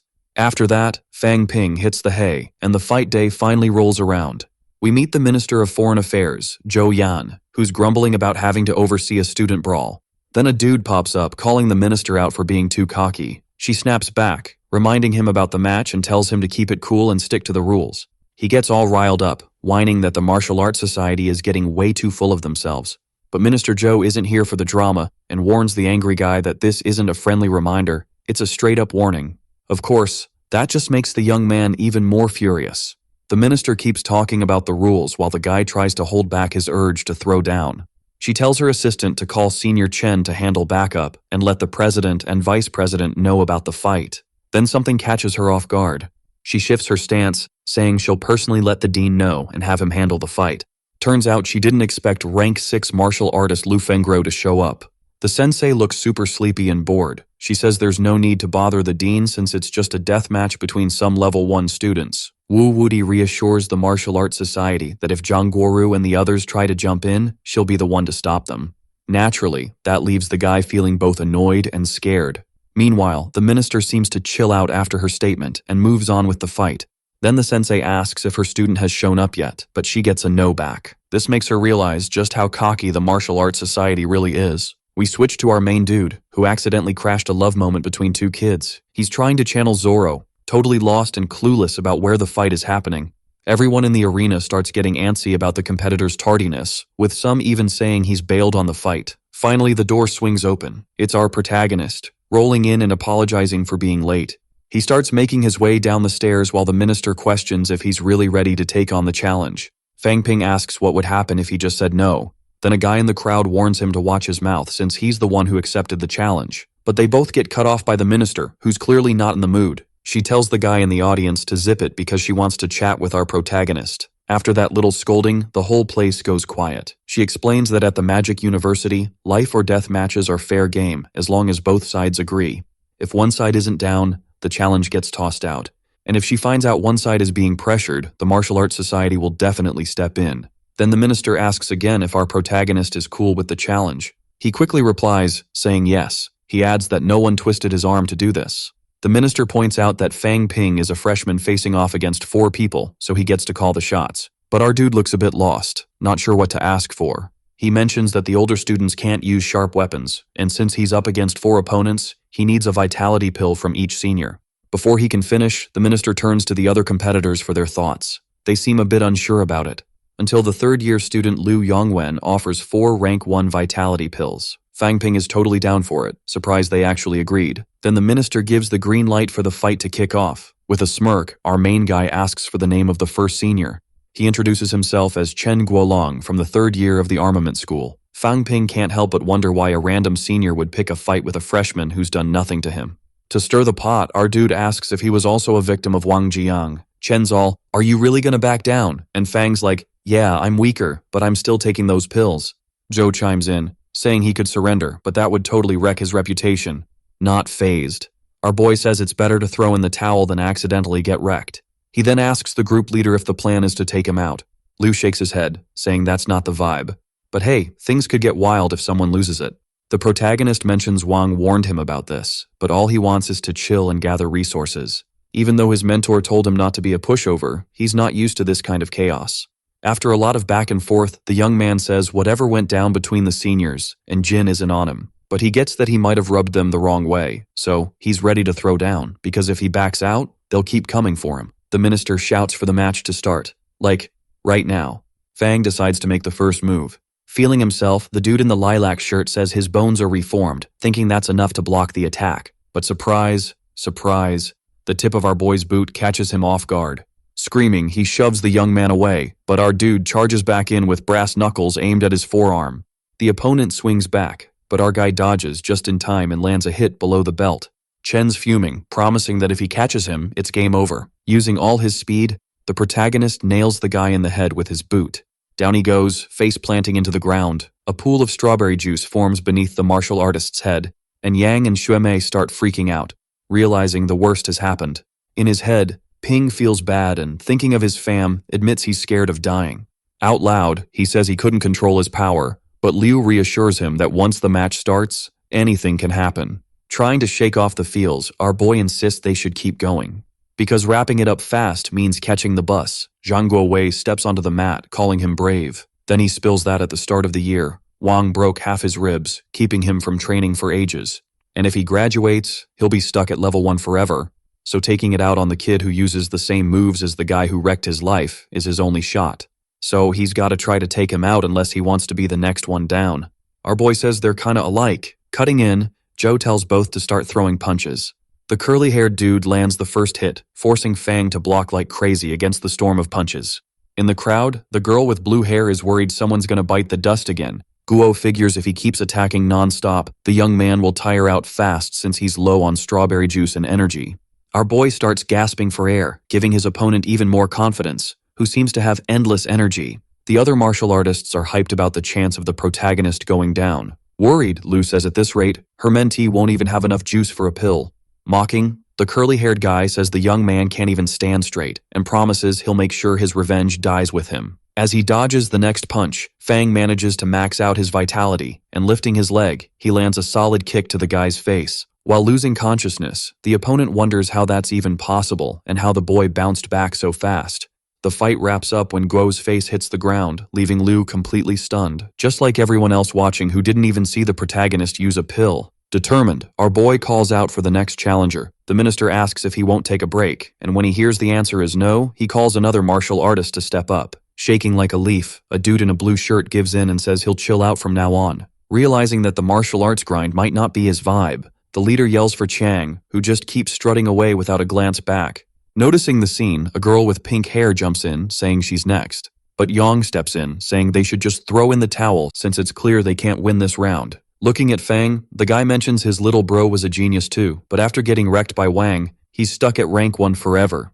Which means in martial arts, it's all about strength, no right or wrong. Even though he's itching to take down the jerk who hurt his brother and the one who jacked his moves, rules say he can't do anything now, but when Ping hits rank 3, he'll know what his bro went through. Out of nowhere, Jin shows up and says the young man doesn't need to wait anymore, because he's here to throw down. The crowd goes wild, totally shocked to see the martial artist.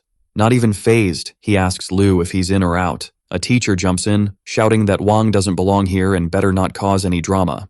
The young man fires back, saying he's playing by the rules, or else he would have already knocked the dude out. He then drops the bomb that in 3 days, he'll hit the 4th realm so the teacher can step up too. Anyone with guts can take him on. Thinking it over, Lu realizes why the young man ghosted for a bit and figures if he fights everyone, Mowu might not survive the chaos. Since no one wants to step up, Jin calls it out, saying he knew they were just trying to scare the new guy. The student leader claims it's a fair challenge since Fang agreed to join in, but the martial artist disagrees, saying there's nothing fair about a fight where a newbie in the first realm has to face a bunch of pros at the top, so he asks again if anyone wants to try and take him down. That gets the teacher fuming. Shouting, Wang says they should settle this on the mat and asks if the guy really thinks he's too scared to take on the students. Intervening, the advisor cuts him off, saying if he keeps pushing the young man, he'll have to deal with the fallout from whatever happens next. Looking at the protagonist, Jin says if the young man feels shaky, he can just bounce, because he'll handle everyone sooner or later, and when he hits the 5th realm, no one's making it out alive. Lu chimes in, saying that's enough, and reminds the young man that Ping is his student, then points out that this whole mess is because of past actions, and it's not smart to underestimate Mowu, especially not to feel invincible, but to think about his student, who'll have more issues when he can't help him anymore. Even agreeing, Wang warns Lu not to think he'll escape when he hits the 4th realm, and if he puts Ping through that again, he better be ready to be fatherless. Shouting, the gray-haired guy asks if the young man would dare to challenge his dad. Confirming, he says it's pointless to mention that if it weren't for his master, the dude would have already taken him out, since the great master valued him by chance, and if you compare, he's worth way more. The minister stands up and asks who brought Jin here. Raising his hand, the blue-haired guy takes the blame and says he didn't expect such a wild show, and that anyone who's not feeling it can challenge the young man. Turning around, Wang declares he'll stick around for 3 days, and anyone wanting revenge should ditch their fear of death. Standing still, Ping thinks to himself that the young man stole all the spotlight and figures that after all this, he'll finally get some peace. The advisor says the boy's strategy and performance were on point. Curious, Yang asks how he bounced back so fast, but the protagonist shoots back, asking if her mentor didn't teach her to mind her own business, and warns that if she keeps prying, she'll get side-eyed by everyone. Jumei says the young man feels different after taking a life. Our boy decides to bounce and leave the trio of girls to their own vibes. The advisor agrees, saying they should let the boy chill for a bit to process the day's craziness. Outside, Fang hits up Wang and finds out he's at the school's guest house. Worried, he mentions that spot is Mowu territory, but the young man just shrugs, saying he's waiting for someone to step up, which hasn't happened yet. Later, at the restaurant, Jin says he didn't show up earlier to stop the challenge because he wanted Ping to see that running away isn't always the move. The protagonist thanks him but says he wasn't scared at all. He just wanted to join in because he's tired of being seen as weak and wants to learn what being a warrior is all about. When asked if he learned anything, he nods and says a warrior isn't afraid of death. Jin laughs, saying everyone's got a fear of death. Agreeing, the blue-haired guy points out that the folks who challenged him were mad about being pushed aside by Wang, but that doesn't mean they weren't scared of biting the dust. Noticing Fang's face change, he reassures him that it was all self-defense and reminds him that living or dying is just part of the warrior life. Thinking it over, the protagonist wonders if it's really true that only the strong survive. Snapping him back to reality, Wang says the young man is different now, so he should just focus on training until he gets the hang of it. Ping thanks him for the support and asks what Jin's mission is in the magical city. Feng Qin jumps in, saying it's something huge, but his friend cuts him off, saying the protagonist can't get involved yet. The blue-haired guy tells the young man to keep his head in the game and trust Wang. Our boy agrees, realizing the mission is probably way out of his league, so asking more won't do any good. We're taken to the Yangcheng Yiguan garden, where Fang feels a wave of relief being home. Suddenly, he hears his little sister's voice, who was waiting for him even though she didn't know if he'd show up today. Our boy runs to hug her, but the little girl squats down and asks why he's back in the afternoon. He explains that mornings are packed but afternoons are chill, so it's better to come back then. Another girl calls for Yuan, saying today's the day they're going to teach the boys from secondary school a lesson. The little girl tells her and her friends to hush, but it's too late. The protagonist asks why his sister didn't wait to reclaim Yuanpei territory. Then, he pinches her cheek and says they should head home to sort things out. Seeing them, Lee asks why her son didn't give her a heads up about coming back. Without answering, the young man tells his sister to spill the tea to their mom. After all, she's a big girl now. The woman says her daughter and her friends need to learn a lesson for being so persistent. Yuan says she just sold some stuff her brother didn't use. He asks what she sold, and their mom says aside from 2 outfits, everything else was gone. Seeing his room's state, Ping asks how his sister could do that. She replies that she couldn't pass up the chance to make some cash since everyone wants a warrior's stuff. After a bit, everyone gathers to eat, and Ming asks why the girl's head is full of roosters. While enjoying family time, our boy remembers the battles and feels grateful to still be kicking. A few days fly by, and we see Ping making the most of his time before heading back to school. Shocked, Yuan asks why he has to leave so early and says she's worried he'll get bullied again. The protagonist says he's the one who intimidates others now, and before he bounces, he tells his little sister to look after their parents since she's practically an adult. As the train starts rolling, the little girl runs to keep up with him, shouting for her brother, who, looking out the window, thinks about how awesome it is to have a sister like her. Alone at the station, the young woman calls her friends and sets up a hangout at her place since her brother left a ton of stuff. In the exchange department, our boy thinks it's time to trade some pills and make some cash. The old man rolls up and asks if those boots the young dude bought are doing their job. The protagonist nods and says he's here to swap some strawberry juice and IQ pills. Then he drops the bomb that he needs 67 of them. Lee raises an eyebrow and warns that if the kid gets caught selling those pills on a large scale, he could get kicked out. With a grin, Fang shoots back that if he sells a little, he won't have any issues. The man points out that those red pills won't keep him going, especially since he's still in the first realm. Slapping the card on the table, the young dude says he knows that and asks the old man to hurry it up. Once he's back in his room, he hits up his manager and asks if he can sell the pills. The kid mentions that moving a big stash is tough and things will get messy if the inspectors catch wind. Hearing it's a risky move, the protagonist says he'll figure something else out. Ping heads over to the young redhead's room, who's blown away by the pile of stuff and asks if he's got home issues. Realizing he does, the boy says buying from a private company is way cheaper, but our guy says his profit would be tiny since he's also got 2 first-grade pills worth 10,300. He wraps it up by saying he needs to rake in more than 7 million to make it worth it. With no other options, the red-haired dude says he'll ask his dad if he wants some pills, and after a call, he spills that the man offered 9 million. Pumped, Fang says that's way more than he expected and decides to seal the deal. In no time, the cash drops into his account. Meanwhile, Yuan and her crew are cashing in big time selling the stuff from our boy. In the training building, Yang and a buddy wonder why everyone got called in on a day with no class.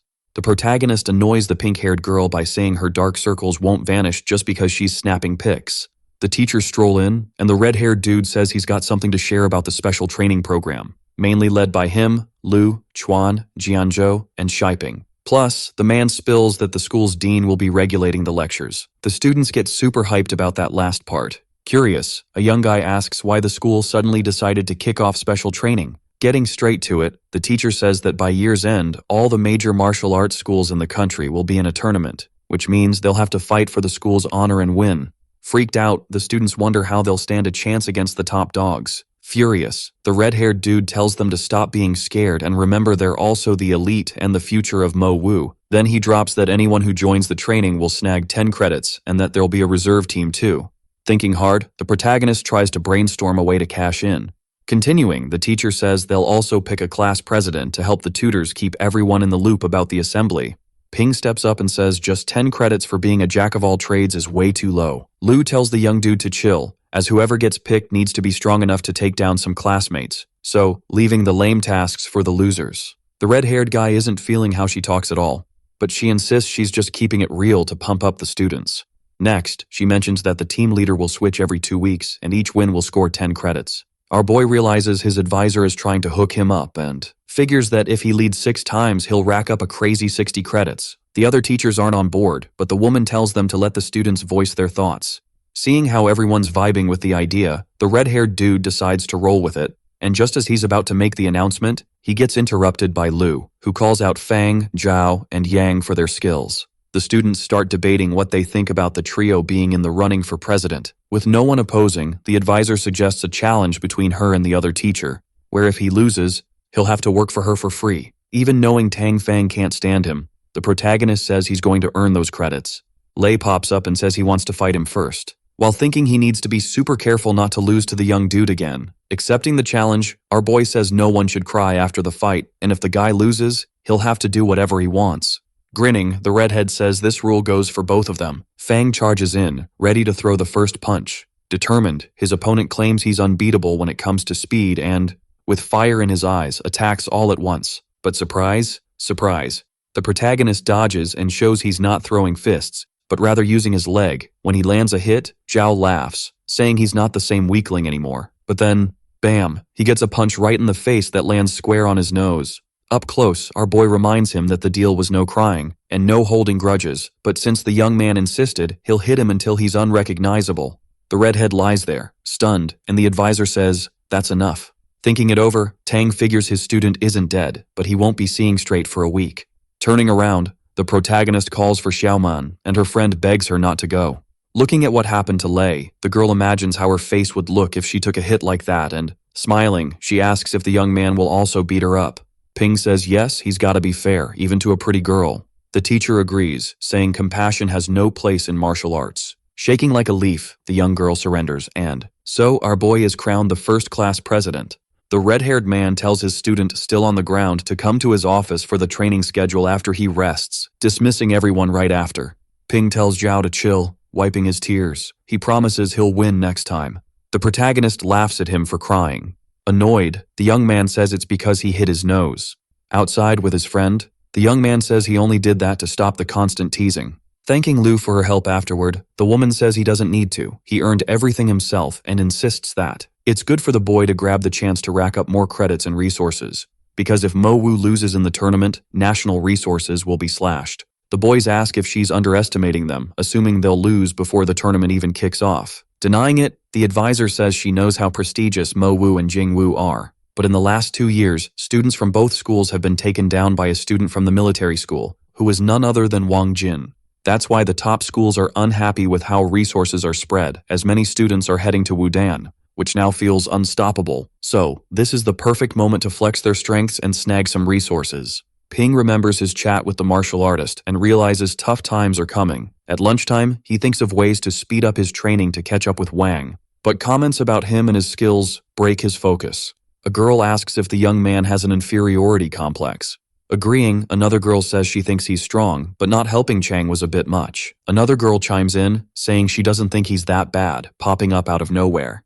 Young says he's jealous of both guys and girls since he almost got wrecked in the special class. That's why they shouldn't let anyone date someone so sadistic and violent, which means they need to warn even the younger sisters, so they don't fall into a trap. Eating, our boy vows to teach a lesson to the girl with pink hair, while remembering the day he didn't save Chang. During the night, a tremor hits, sending everyone into a panic and running. But when they get outside, the situation chills out. A teacher says the school has top-notch seismic resistance, so no one should sweat it. While his classmates believe and start heading back to their rooms, Ping wonders if that was really an earthquake. Since this doesn't usually happen in that area, we see he's right, as the tremor was caused by a group with some seriously unfriendly vibes. The next day, on the first day of special class, the students are hyped about a new teacher. Her name is Bai Ruoxi, and she's an instructor from the Weapons Academy. Before kicking off the lecture, the woman shows a confidentiality agreement and says everything they learn here is top secret. Plus, if anyone gets seriously hurt during the course, they'll have to deal with the consequences themselves. Thinking, Fang figures he can't just roll home empty-handed. Everyone's on board to stick around, so the teacher kicks off the first lesson. Bai dives into the story of how warriors got their recognition back in 1921 and claims martial artists still get perks because society totally needs them. This goes for all of humanity, no cap. But there's this enemy called a dungeon, and no one can really explain it. Just that its entrances and exits are underground, and when stuff moves in a cave, it shakes the ground. Turns out, in China, they've found 22 entrances. A student raises his hand and asks what the heck is inside. Without missing a beat, the teacher says it's a whole new world in there. Kinda like Earth, but no civilization and a bunch of wild creatures. Ruoxi shares that once. An entrance got wrecked, and a ton of monsters spilled out. The main dude wonders why the dungeon dwellers even bother coming up when they could chill down there and finds out there's still no solid answer, plus all energy sources and tech are useless inside. Thinking it over, he figures as long as his wallet's got cash, his ammo's unlimited and wonders if Wang could be the hero of that world since he's dedicated and can level up without a system. We see the boy dragging Chin out of somewhere while throwing every insult in the book at him. Being dragged, the young man says there's a huge energy stone in the village that could make them rich. The martial artist mentions that the dungeon in the magical city is weird, with a lot of empty villages. Maybe everyone bolted for the portal. His buddy tells him to chill. The magical union is solid. Calling him a fool, Jin says if it goes down like in Tiannan, the Grandmaster will have to shut the portal, which would leave them stuck there. While talking, the boy remembers his instructor's serious chat, who earnestly asked him to look after Nini, just in case things went south. Thinking it through, the young man decides he can't bail and search for the guy right now. Feng Qin suggests bringing Ping next time since he's super fast. The martial artist questions if he forgot that the kid's rank 1, and entering a dungeon without at least rank 3 is a death wish. Agreeing, the blue-haired boy switches topics and says sometimes he feels the dungeon world is way more beautiful. We zoom back to the school where the protagonist learns the basics of staff movements and how balance is key, and using strength to hit the opponent directly, making them go defensive so he can hit with a sweeping attack. With the boy on the ground, Chuan says he's shown all the basic moves, but the students crack a joke, saying they didn't see everything clearly. The man tells Fang to get back in line and says he'll call them one by one for a new demo. As he approaches, the protagonist's friend says his face looks squished and gets told to zip it. When he doesn't, the boy promises he'll take him out if he hears one more joke. We see our boy getting called by all the teachers for the demos, since he's the class president. After taking a bunch of hits and hearing tons of laughs, he says it's time for some practice matches for the students. The students say the young man is super strict and start competing over who can laugh the loudest. After training, they get a list of all the grandmasters in China. Surprised, the orange-haired boy asks how their director is in 41st place. Claiming it's normal, Shuimei explains that the list includes martial artists from the army, sects, police, and city protectors. Fang searches for Wang's name and is shocked to see he's in 27th place. While he thinks about how stoked he'd be to see his name on that list one day later, Lu says she just got back from the dungeon and things will be chill for a bit now. When asked if everything's really cool, she replies that yeah, but only for a hot minute, since the resource demand will spike soon. This means the university will also crank up the training level, so her students should head home, pack their bags, take 2 days off, and come back for a trip. Ping asks if the plan is to take them to a dungeon. Denying, the instructor says they're not ready to face a dungeon with such basic kung fu. She then asks if the protagonist remembers the reward he'll snag if he wins the tournament. Outside, he spots a sick ride and asks if that's his surprise.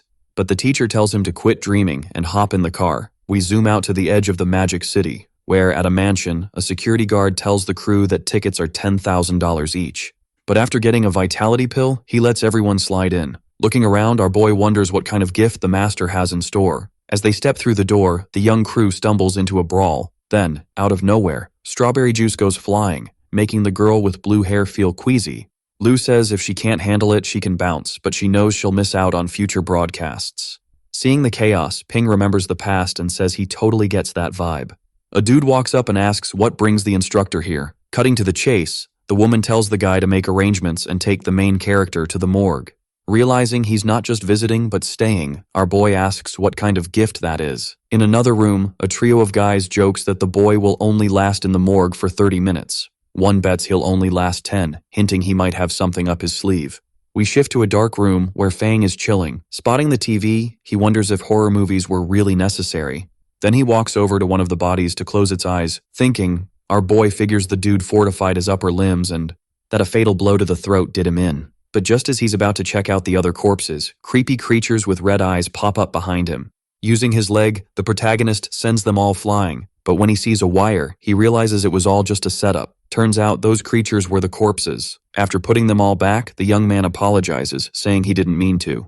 Then he helps 2 guys stuff a corpse in a bag. Speaking softly, the Mohawk guy tells Zhao that Fang doesn't seem scared of anything. Agreeing, the young man says that's only because the boy's seen some seriously scary stuff. Thinking, our boy says those are renegade martial artists who need to fight to escape the underworld, which just proves that in this world, a fighter without strength has to live like a regular person. After the tour, Lu takes the duo to chow down on a rare steak and says they better get used to it, because inside a dungeon, the food is either dehydrated or raw. Not caring that Shuimei feels sick, the woman asks how the boy feels after a day of handling corpses. After a moment, the protagonist says being a martial artist isn't as glamorous as it seems. But when his instructor mentions a life-or-death tournament, he freaks out. Regaining her cool, the girl with blue hair asks if she can join too. But the woman shuts her down, saying she's too weak. Irritated, the young girl insists she's not weak and isn't scared of martial artists, let alone a life-or-death tournament. Fengro says it doesn't matter because she still can't handle seeing red liquid spilled. To prove she can, the girl downs the steak in one bite, but a few seconds later she bolts to the bathroom. Curious, Ping asks his master why the girl is being so hard on herself, and she explains that Shuimei's dad was a level 4 martial artist who died in the Tiannan dungeon battle, which pushed her to get strong if she wanted to keep the family business alive.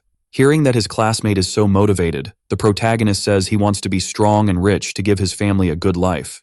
His advisor then asks what he thinks about joining a regular match since he doesn't have the guts for a death match. With not much else going on, the young man says he's in. Back in the ring, the guy from before tells him to chill and reveals that if he wins, the prize is 50 grand per match, plus betting is on the table. Even knowing his opponent is way stronger, Fang bets $1 million on himself. Lu says she's betting $5 million on him, and if he loses, he'll owe her. Excited, the girl with blue hair also throws down $1 million. The announcer starts hyping up the crowd, warning that the fighters are about to enter the ring.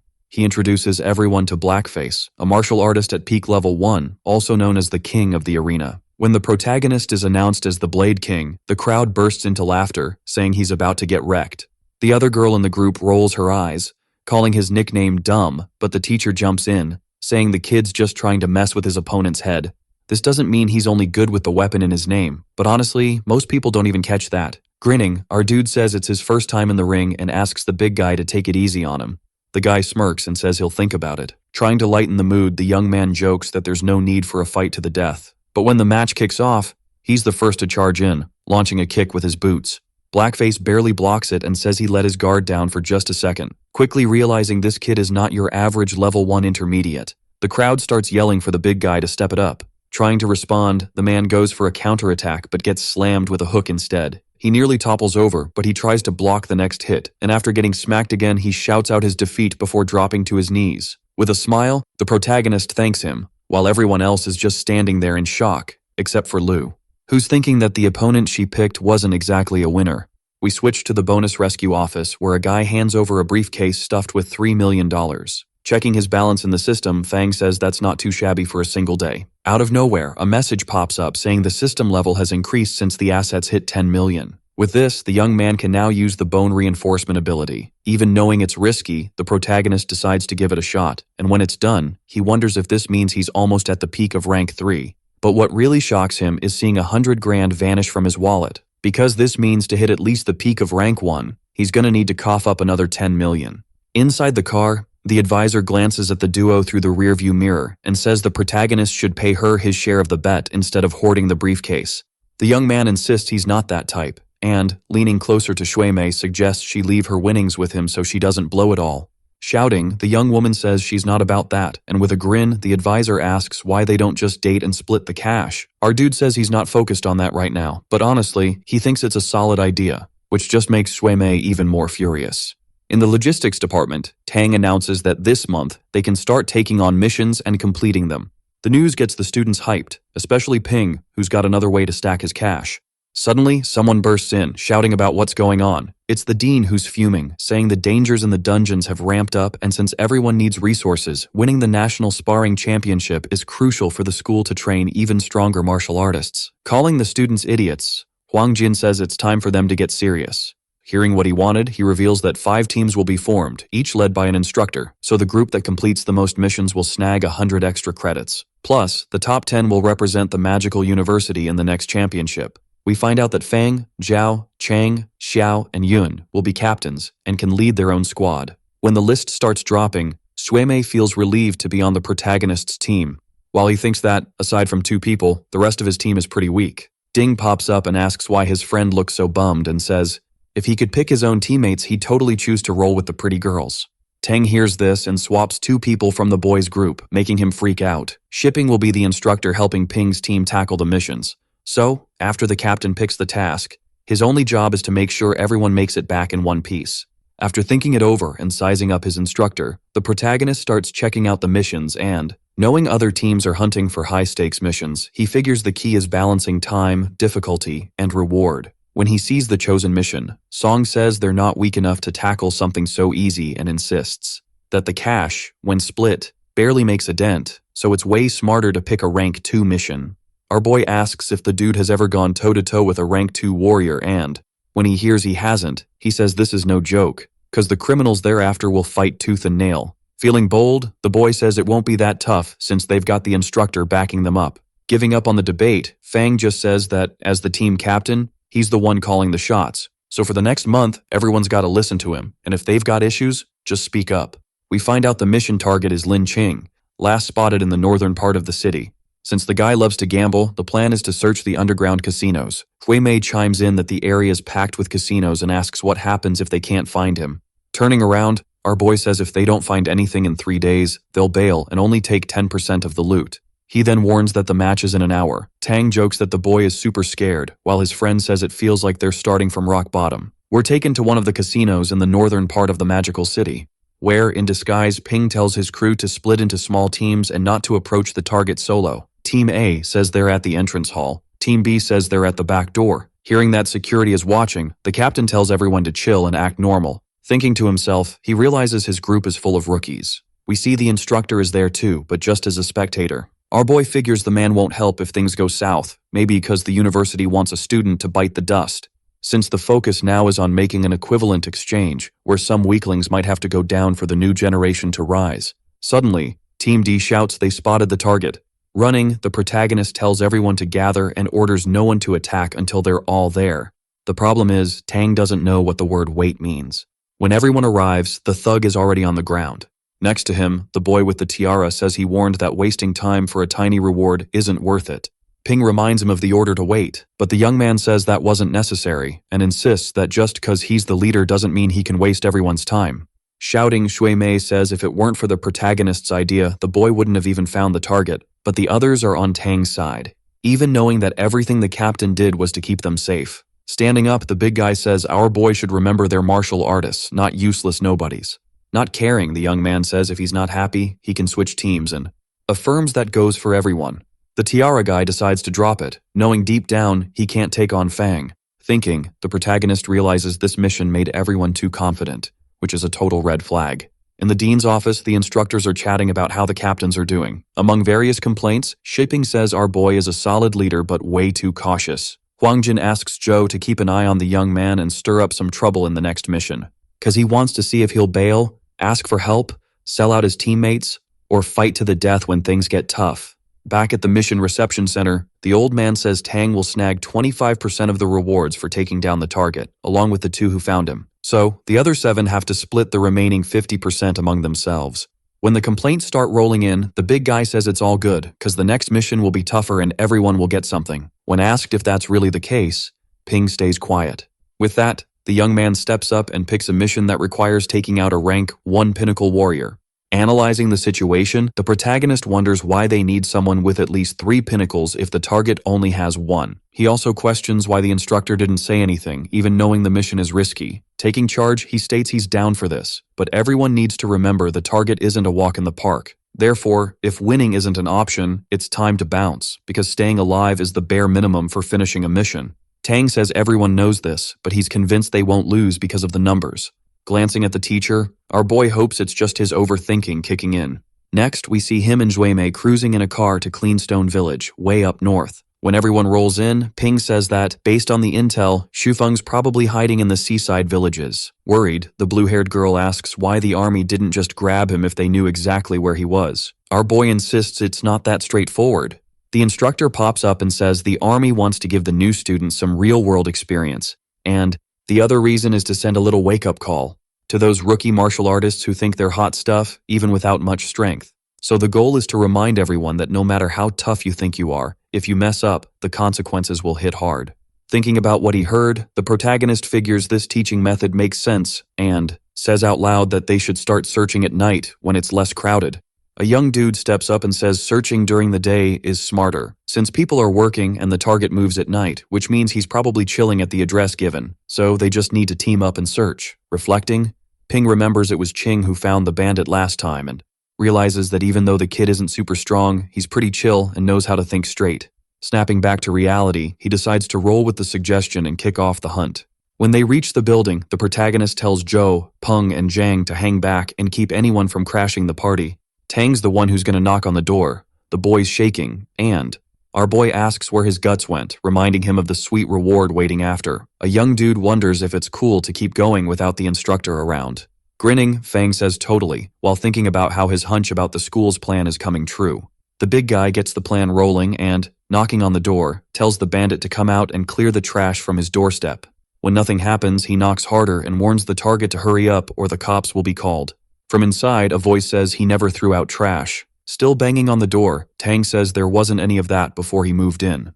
Noticing something's off, the protagonist tells his buddy to dodge and we see something smash a huge hole in the door. That something was none other than the criminal's fist. With rage in his eyes, he decides to bail. Screaming, our boy tells his team to catch the pigeon. Just kidding, the target. Quickly, the big guy closes in on Shifeng and tells him there's no way out. Showing it's not that easy, the man dodges the katana's swing. This freaks Ping out, as he's face to face with him. Using his speed, the criminal changes direction, not wanting to fight straight up. Seeing the target coming at him, Shuimei plants her staff on the ground and, finally, the bandit stops trying to run. Thinking, he says he feels underestimated with the army and investigation crew missing. But he figures it's not so bad, since the number of students shows no one there is super strong. So, there's no reason to waste time with them, because if reinforcements show up, things will get messy. The blue-haired girl gets ready to strike, unaware that Shifeng has other plans. Worried, the protagonist yells for his ally to dodge. Noticing the danger, the young woman quickly obeys and ends up clearing the way. Irritated, Tang says it seems Ping doesn't want to finish the mission, since he's messed things up. Our boy says the target is way too powerful, and if the girl hadn't dodged, she would have been toast. He then drops the bomb that they're up against someone of rank 2. This dude had his hand bones totally forged. The other students shout that's impossible since the target was listed as rank 1 in the info page. Determined, the big guy tells everyone not to back down, because even though the criminal is rank 2, he's just at the starting line. Running, the man wonders why the heck he's still being chased. Meanwhile, the protagonist questions why the mission system showed them wrong info. We see that the target's goal is to reach his escape boat, but then, out of nowhere, a super strong vibe makes him stop running. Looking at Shiping, he realizes the crew is just using him for practice, and decides if he's going down, he's taking someone with him. The group rolls up, and Fang quickly figures out the instructor is making the criminal attack them. This proves that university magic professors are all cold-blooded. They've seen a ton of life-or-death stuff, and even though they care about their own lives, they don't mind watching others bite the dust. Because if the weak links bail, it helps the rest level up. Glancing sideways, she says taking one out is easy, but taking 2? Now that's worth it. Our boy also makes a call and thinks if they finish the mission, he'll throw down with the instructor. A girl steps up and asks if he really thinks the group can take on a rank 2. Determined, the young man says the only option now is to fight, and if no one pulls any dumb moves, victory is in the bag. So, it's just him, Tang, and Shuimei who are gonna battle. The criminal figures the 3 must be the strongest, and the one in the middle is the team leader. So, he's starting with the girl. Screaming, the young woman says he shouldn't underestimate her, but she ends up having her staff blocked. Using her power, Feng snatches the weapon and uses it to block the attack from the tiara-wearing dude.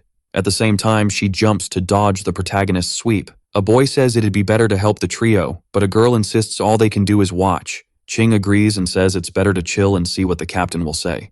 The target quickly takes care of the young woman and the big guy, while our boy seizes the chance to sneak attack him. But the man turns just in time, and their feet collide. Taking the worst of it, the criminal realizes the young man has a powerful leg. Tang takes the chance to attack, but not only does he get blocked again, he also loses his katana and, as a bonus, takes a hit to the side that makes his bones crack. The protagonist grabs the weapon that flew away and, with fire in his eyes, leaves Shy with one arm less. They stare at each other for a moment, and Fang realizes, as he attacks again, that his opponent chose to hold the sword with his remaining hand instead of dodging. This means he's got a ton of battle experience. It's at this moment that the rest of the group decides to jump in, causing the target to get hit by blows from all directions. Reflecting, our boy figures now that the man's lost a hand and is hurt in the leg, the rank difference doesn't matter, and victory is basically guaranteed. On the ground, the criminal starts laughing and says he underestimated the students, never thought he'd bite it at the hands of a bunch of kids. Even so, he grabs Tang and claims he's been chosen to join him. The big guy freaks out and starts shouting for help from the captain. A headbutt happens, and strawberry juice flies everywhere. The other students watch the scene completely in shock, but not because the tiara-wearing boy got hit, but because our boy used his own hands to finish off Shy, who finally drops dead to the ground. The girl in the pink coat starts crying with relief over the win, and the brown-eyed boy says it's better to check on everyone's condition. Approaching, Shuimei says through tears that it's all her fault, because if she hadn't lost her weapon, no one would have gotten hurt. Ping says she doesn't need to apologize, since taking the weapon from someone wasn't hard for the target. Agreeing, a young man states that rank 2 warriors are no joke. Ching says the mission was completed thanks to the captain, while the rest moans that 10 credits will be used to heal Tang's injuries. With the battle wrapped up, our boy says the next step is to find the instructor, to ask why a target at the peak of rank 1 suddenly jumped to rank 2. The old man shows up and says the group did worse than expected, since even with a numbers advantage, there were casualties. He then claims that, honestly, the target wasn't that strong after all. Disagreeing, Fang asks why they got fed wrong info. In response, Shipping says that's just how it goes, and that the target might have unexpectedly leveled up. Skeptical, our boy asks if it was the man who used his killing intent to make the thug attack them. Surprised, the old man thinks to himself that he didn't see the young dude having such a sharp sense and then admits he messed up. Standing up, the protagonist says he thought his job was to help, not mess things up, and asking the old man not to front, questions whether the info was bogus from the jump.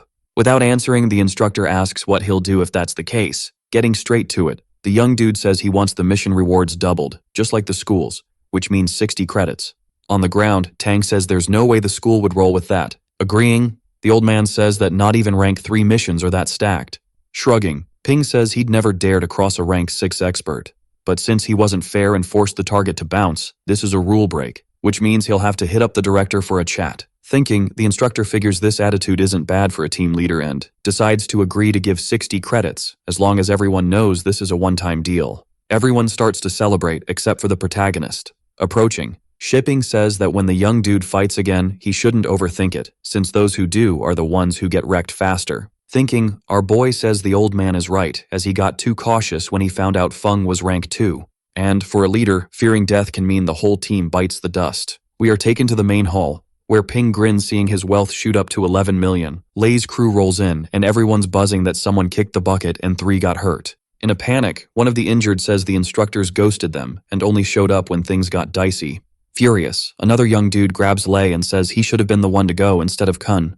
Watching from a distance, Shuimei says the protagonist was spot on when he said that to score big rewards, you gotta risk it all. A girl suggests they grind a bit more for about 2 days, before jumping into another mission. But the protagonist says they can't chill, as it's crucial to grab the chance for rewards to prep for future rank 2 missions, and stopping now would be like throwing in the towel. Turning around, he asks if anyone wants to do that.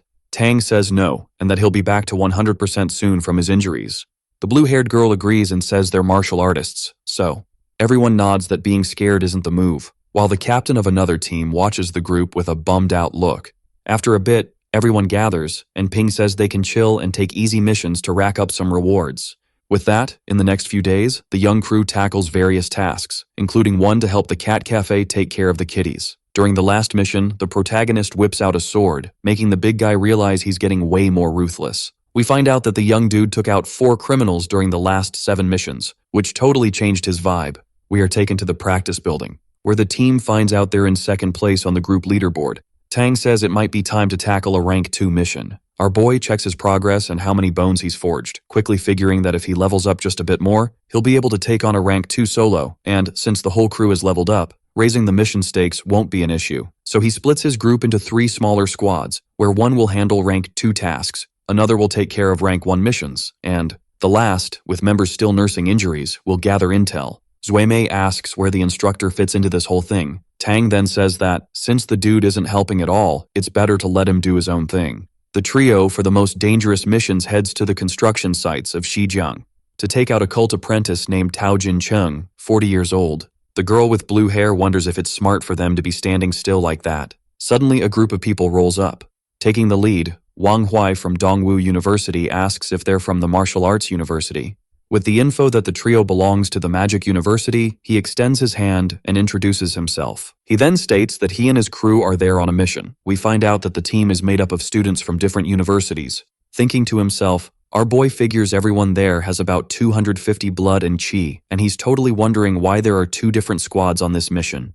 Then, out of nowhere, cars roll up, signaling that the party's just getting started. A dude with pink hair hops out and asks who's repping the Magic University.